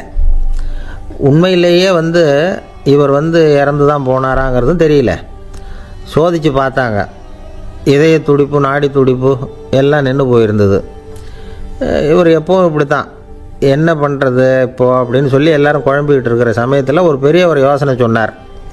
இந்த துறவியோட மூத்த சகோதரி பக்கத்து மடாலயத்தில் இருக்கிறாங்க, அவங்கள இங்கே அழைச்சிட்டு வந்தால் ஏதாவது வழி கிடைக்கும் அப்படின்னார். அந்த அம்மாவுக்கு 90 வயசு. அழைச்சிட்டு வந்தாங்க. ஒரு குச்சியை ஊன்றிக்கிட்டு அப்படியே மெதுவாக நடந்து வந்தாங்க. தம்பி தலைகீழாக நின்று உயிர் விட்டு இறக்கிறத பார்த்தாங்க. தம்பின்னு கூப்பிட்டு பார்த்தாங்க, ஒன்றும் காணோம். உடனே என்ன பண்ணாங்க, தன்னுடைய கைத்தடியால் தம்பியோட உடலை ஒரு தட்டு தட்டினாங்க. ஏப்பா, சாகிறப்பவும் உன்னுடைய குறும்புத்தனத்தை விடலையா? இப்படியாடா சாகிறது, ஒழுங்காக செத்து தொலை அப்படின்னாங்களாம். அவ்வளவுதான். உடனே அந்த துறவி திரும்பி நேராக நின்னார். அக்கா கோவப்படாத, நான் ஒழுங்காக சாகிறேன், எப்படி செத்தா என்ன, எல்லாம் எனக்கு ஒன்று தான் அப்படின்னு சொல்லிவிட்டு அப்படியே தரையில் படுத்து உயிரை விட்டாராம். அதுக்கப்புறம் அந்த அம்மா கோலை கையில் எடுத்துக்கிட்டு அப்படியே திரும்பி கூட பார்க்காம அவங்க பாட்டுக்கு போயிட்டாங்களாம். மரணத்தை ஒரு விளையாட்டாக ஆக்கிய அந்த துறவிக்கு வாழ்க்கையே ஒரு விளையாட்டாக தான் இருந்திருக்குது. எந்த நோக்கமும் இல்லாமல் செயல்படுறதுன்னா என்னங்கிறதும் அவருக்கு தெரிஞ்சிருக்குது. பயனை எதிர்பார்க்காமல் பணி செய்து வாழ்ந்து மறைந்த மகான் அவர். தம்முடைய தொழிலை விளையாட்டு போல செய்ய தெரிஞ்சவருக்கு வாழ்க்கையே ஒரு விளையாட்டாக மாறிடும். எல்லாமே விளையாட்டாகி விடுகிற போது மரணமும் விளையாட்டாகிவிடும் அப்படிங்கிறது தான் அந்த தத்துவம். ஆனால் அதுக்கு முன்னாடி உங்களுக்குள்ளே இருக்கிற உண்மையான நடிகனை நீங்கள் அடையாளம் கண்டுபிடிக்கணும். நீங்கள் நடிக்க வேண்டியதே இல்லை, நீங்கள் ஏற்கனவே நடிச்சுக்கிட்டு தான் இருக்கிறீங்க. நீங்கள் இந்த உண்மையை தெரிஞ்சுக்கணும், அவ்வளவுதான். இதுதான் ஞானிகளுடைய கருத்து. நீங்கள் தெருவில் நடந்து போயிட்டுருக்கிறீங்க, எதிரில் வர்றவர் உங்களை பார்த்து எப்படி இருக்கிறீங்கன்னு கேட்குறார். நல்லா இருக்கிறேங்கிறீங்க. உண்மையிலேயே நாம் நல்லா இருக்க மாட்டோம், ஏதாவது உடம்புல கோளாறு இருக்கும். ஆனால் அப்படி சொல்லுவோம், நல்லா இருக்கிறேன் அப்படின்னு. அது நடிப்பு தானே. உங்களை சந்தித்ததில் ரொம்ப மகிழ்ச்சி அப்படின்னு சொல்கிறோம். உடனே கொஞ்சம் நிதானமாக யோசித்து பாருங்கள், உண்மையிலேயே உங்கள் மனசு மகிழ்ச்சி அடைஞ்சுட்டுதா? அது நடிப்பு தானே. வாழ்க்கையை சரியாக புரிஞ்சுக்கிட்டால் எல்லாமே நடிப்புங்கிறது புரியும். கல்யாண பத்திரிக்கை அனுப்பியிருந்தேனே, ஏன்டா வரலன்னு கேட்டான் ஒருத்தன். வந்திருந்தேனே அப்படின்னானா இவன். டேய், ஏன்டா போய் சொல்கிற, நான் பத்திரிக்கையே உனக்கு அனுப்பலையே அப்படின்ட்டுருக்கான் அவன். அதுக்கு இவன் சொன்னானா, பத்திரிக்கை அனுப்புனேன்னு நீ போய் சொல்கிறப்போ கல்யாணத்துக்கு வந்தேன்னு நான் போய் சொல்லக்கூடாதா அப்படின்னானா. ஒரு பெரிய பியானோ கலைஞர் வியன்னாவில் இருந்தார். ரொம்ப புகழ்பெற்ற இசை கலைஞர் அவர். இங்கிலாந்து மகாராணி விக்டோரியா அவருடைய சங்கீதத்தை கேட்கணும்னு ஆசைப்பட்டாங்க. அவரை அரண்மனைக்கு கூப்பிட்டாங்களாம். பியானோ வாசிக்க சொல்லி கேட்டாங்களாம். இவரும் ரொம்ப பிரமாதமாக வாய்ச்சி காட்டியிருக்கார். உடனே பாராட்டி பரிசுகள்லாம் கொடுத்து அனுப்புனாங்களாம். அந்த இசையை கேட்குறதுல அரசிக்கு ரொம்பவும் ஆர்வம் உண்டு. அதனால் அதுக்கப்புறமும் அந்த கலைஞர் அடிக்கடி அரண்மனைக்கு வர வேண்டிய அவசியம் ஏற்பட்டது. ஏன்னா அரசி கூப்பிட ஆரம்பித்தாங்க. இவர் போகணும், அங்கே இசை நிகழ்ச்சி நடத்தணும். இவர் அங்கே பாடி வாசிக்கிறது உண்டு. ஒரு தடவை மகாராணி அவரை பார்த்து, உங்கள் நாட்டு தேசிய கீதம் பாடுங்களேன் அப்படின்னு கேட்டாங்களாம். உடனே அவர் தன்னுடைய நாடான ஆஸ்திரியாவின் தேசிய கீதத்தை பாடியிருக்கிறார். அவர் பாட ஆரம்பித்த உடனே மகாராணி எழுந்திரிச்சு நின்னாங்களாம். அதுக்கு மரியாதை செலுத்துகிற நோக்கத்தோடு பாட்டு முடிகிற வரைக்கும் அப்படியே நின்றுக்கிட்டு இருந்தாங்களாம். இதுதான் அந்த அரசியினுடைய பெருந்தன்மை. அதாவது நாட்டுப்பற்றுங்கிறது அந்த அளவுக்கு அப்படி இருக்கணும். இப்படி ஒரு அரசியே நம்ம நாட்டு தேசிய கீதத்துக்கு எழுந்திரிச்சு நின்று மரியாதை செலுத்துகிறாங்க அப்படிங்கிறத புரிஞ்சிக்கும் பொழுது அந்த முதிய கலைஞரின் மகிழ்ச்சிக்கு அளவே இல்லையா. அதுக்கப்புறம் அந்த பியானோ கலைஞர் ஒரு நாள் தன்னுடைய நண்பர் ஒருத்தர்கிட்ட பேசிக்கிட்டு இருந்தாராம். அப்போ சொன்னாராம், மகாராணியார் எனக்கு எவ்வளவோ பரிசுகள்லாம் கொடுத்துருக்குறாங்க. ஒரு தடவை எனக்கு வைரக்கல் பதித்த அணி ஒன்றை கூட பரிசாக கொடுத்தாங்க. ஆனால் அதை விட உயர்ந்த விலை மதிக்க முடியாத அணி என்ன தெரியுமா? நான் என்னுடைய நாட்டு தேசிய கீதத்தை நான் பாடுறப்போ அவங்க எழுந்திரிச்சு நின்று மரியாதை செலுத்தினாங்களே, அதுதான் எனக்கு கிடைச்ச மிகப்பெரிய பரிசு அப்படின்னாராம். எனக்கு தெரிஞ்ச சங்கீத வித்வான் ஒருத்தர் இருக்கார். சமீபத்தில் ஒரு நாள் அவரை பார்த்தேன். எப்படி போயிட்டுருக்கு உங்கள் தொழில் அப்படின்னு கேட்டேன். ரொம்பவும் வித்தியாசமாக போயிட்டுருக்குங்க அப்படின்னார். என்ன சொல்கிறீங்க அப்படின்னேன். முன்னாடியெல்லாம் நான் பாடினா எதிரில் இருக்கிறவங்க தான் எழுந்திரிச்சு போயிட்டு இருந்தாங்க. இப்போ எப்படின்னா நான் பாட ஆரம்பிச்சுட்டா உடனே பக்கவாத்தியக்காரனே எழுந்திரிச்சு போயிடுறான் அப்படின்னார் ரொம்ப வேதனையோட. பொங்கல் திருநாள். பொங்கல் திருநாள்னா இது ஏதோ அறுவடை திருநாள் அப்படின்னு சொல்லுவோம். அதாவது வருஷம் பூரா நாம் பாடுபட்டு அதனுடைய பலனை அனுபவிக்கிற நாள் அப்படிங்கிறது நாம் சொல்லிகிட்டு இருக்கிறது. இது முக்கியமாக இது ஒரு நன்றி அறிவிப்பு நாள் அப்படின்னு சொல்லுவாங்க. இன்றைக்கி நிறைய நன்றி அறிவிப்பு கூட்டம்லாம் நடந்துக்கிட்டு இருக்குல்ல, அது மாதிரி விவசாயிகள் நடத்துகிற ஒரு நன்றி அறிவிப்பு விழா இது. யாருக்கு நன்றி சொல்கிறாங்கன்னா ஆதவனுக்கு. அதாவது சூரியன் இல்லைன்னா விவசாயம் இல்லை. அதனால் ஆதவனுக்கு நன்றி செலுத்துகிற நாளாக இந்த பொங்கல் திருநாளை நாம் கொண்டாடுறோம். அதாவது இந்த பொங்கலில் விவசாயிகள்கிட்டேருந்து நிறைய பண்புகளை நாம் தெரிஞ்சுக்க வேண்டிய நாள் இது. விவசாயிகள் அவங்க விவசாயம் முன்னேறி இருக்கிற அளவுக்கு விவசாயிகளுடைய வாழ்க்கை தரம் முன்னேறலை. அந்த அளவுக்கு அவர்கள் நாட்டுக்காக உழைச்சிக்கிட்டு இருக்கிறாங்க.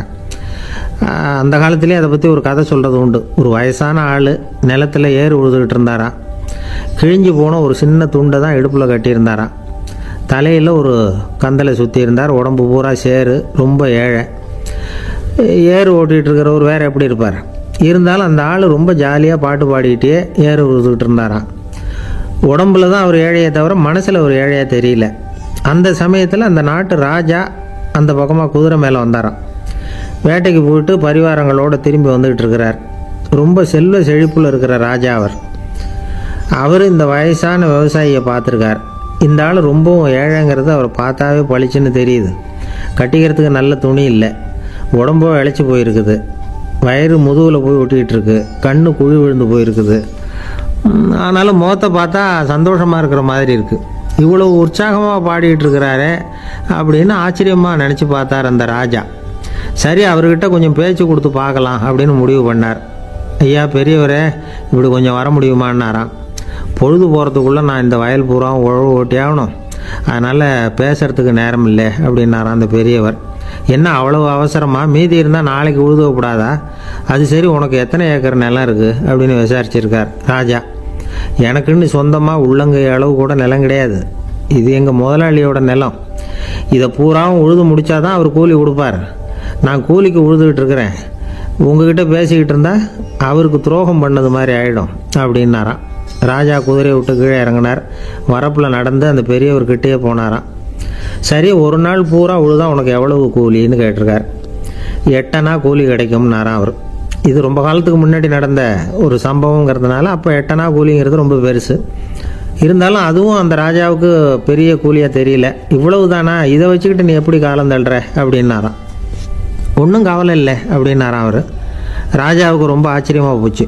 8 அணா கூலி வாங்குற இந்த ஆள் கவலை இல்லாமல் இருக்கிறார், ஏராளமான வசதியோடு இருக்கிறன்னா கவலை இல்லாமல் வாழ முடியலையே அப்படின்னு நினச்சி பார்த்துருக்கார்.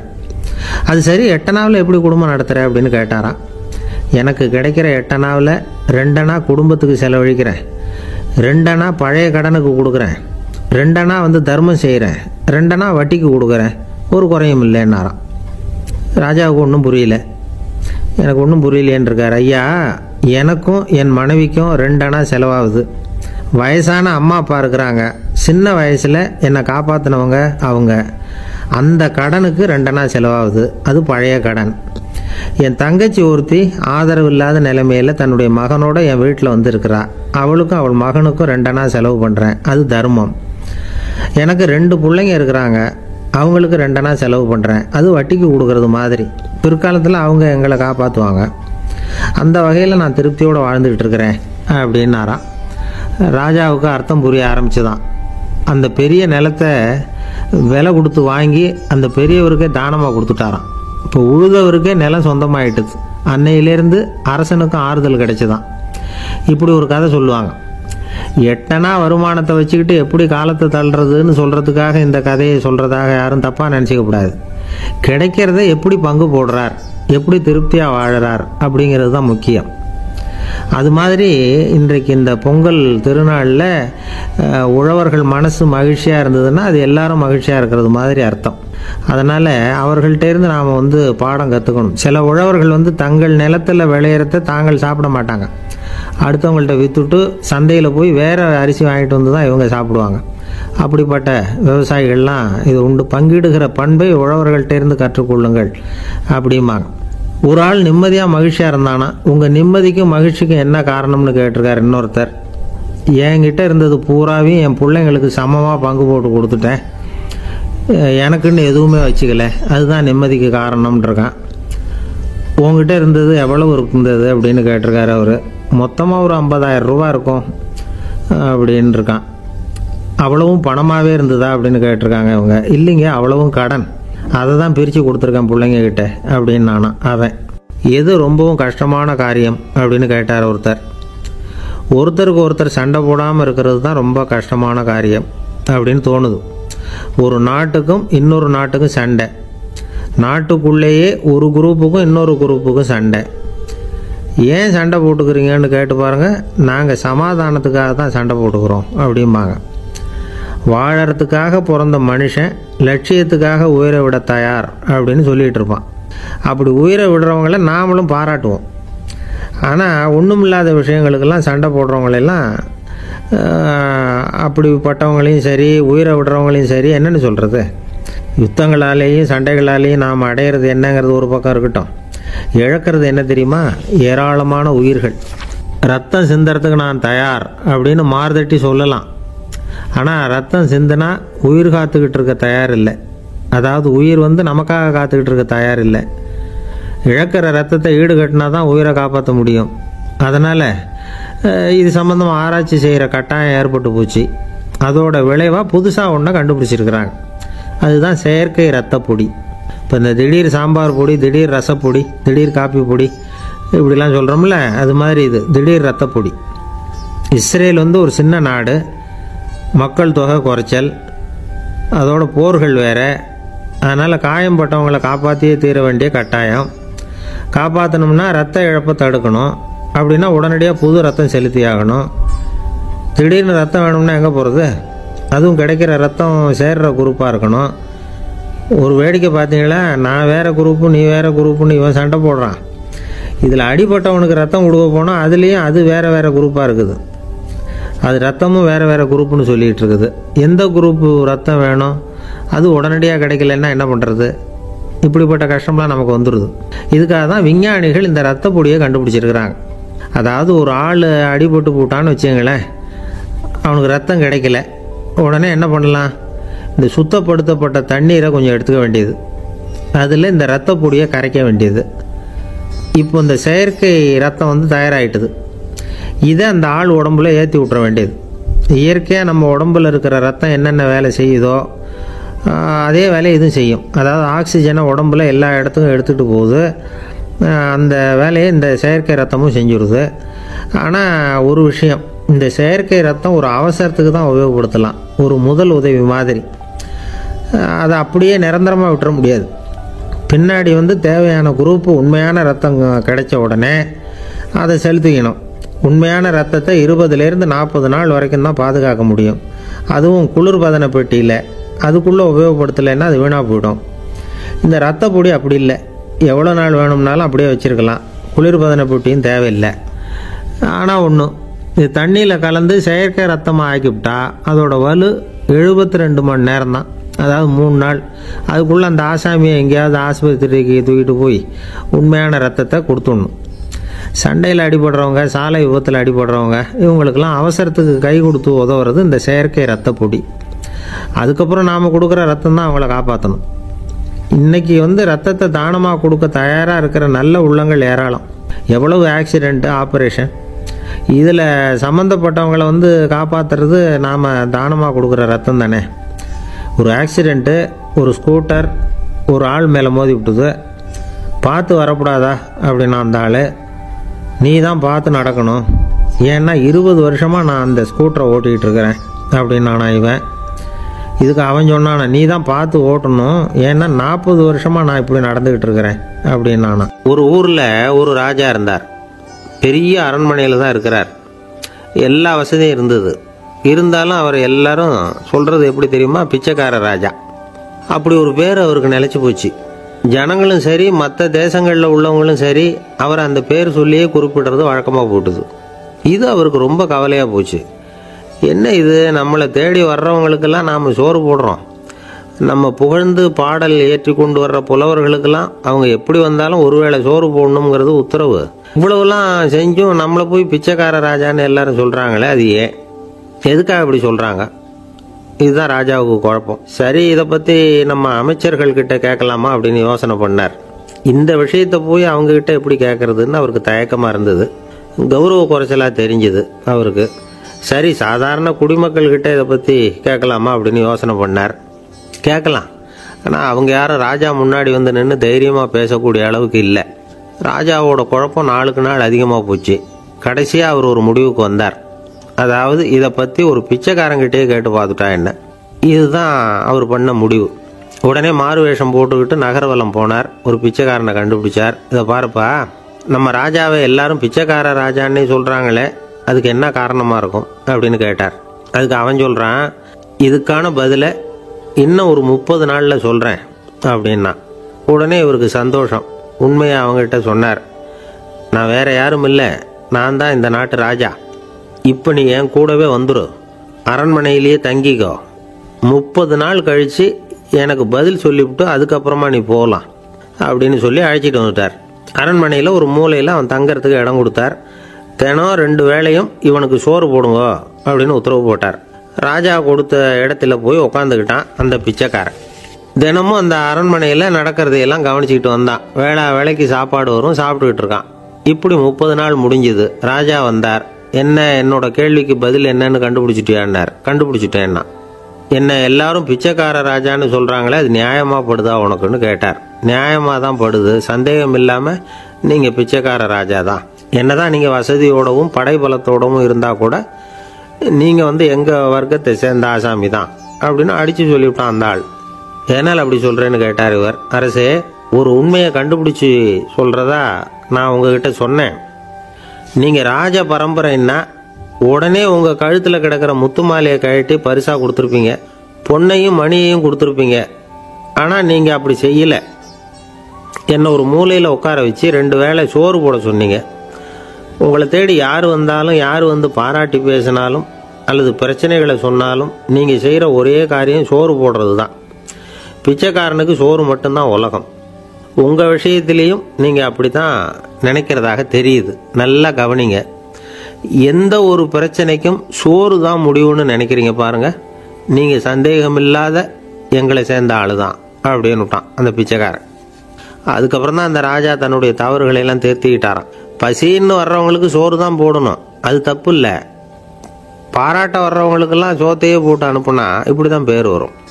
எனக்கு தெரிஞ்ச ஒருத்தர் தினமும் யாராவது ஒருத்தரை தன் வீட்டுக்கு அழைச்சிட்டு போவார், சாப்பாடு போட்டு அனுப்புவார். முன்னறிவிப்பு இல்லாமல் திடீர்னு ஒரு விருந்தாளியோட வீட்டில் போய் இவர் நிற்கிறது வழக்கம். அந்த அம்மாவும் இவருக்காக தயார் பண்ணி வச்சுருந்ததை இவர் அழைச்சிட்டு வந்திருக்கிற விருந்தாளிக்கு போட்டுருவாங்க. விருந்தாளி சாப்பிட்டுட்டு போனதுக்கப்புறம் இவர் மனைவி கிட்ட உனக்கு சிரமம் வேணாம் அப்படின்னு சொல்லிவிட்டு பக்கத்தில் உள்ள ஒரு ஹோட்டலுக்கு போய் காசு கொடுத்து சாப்பிட்டுட்டு வந்துடுவார். பல நாள் இப்படி நடக்கும்.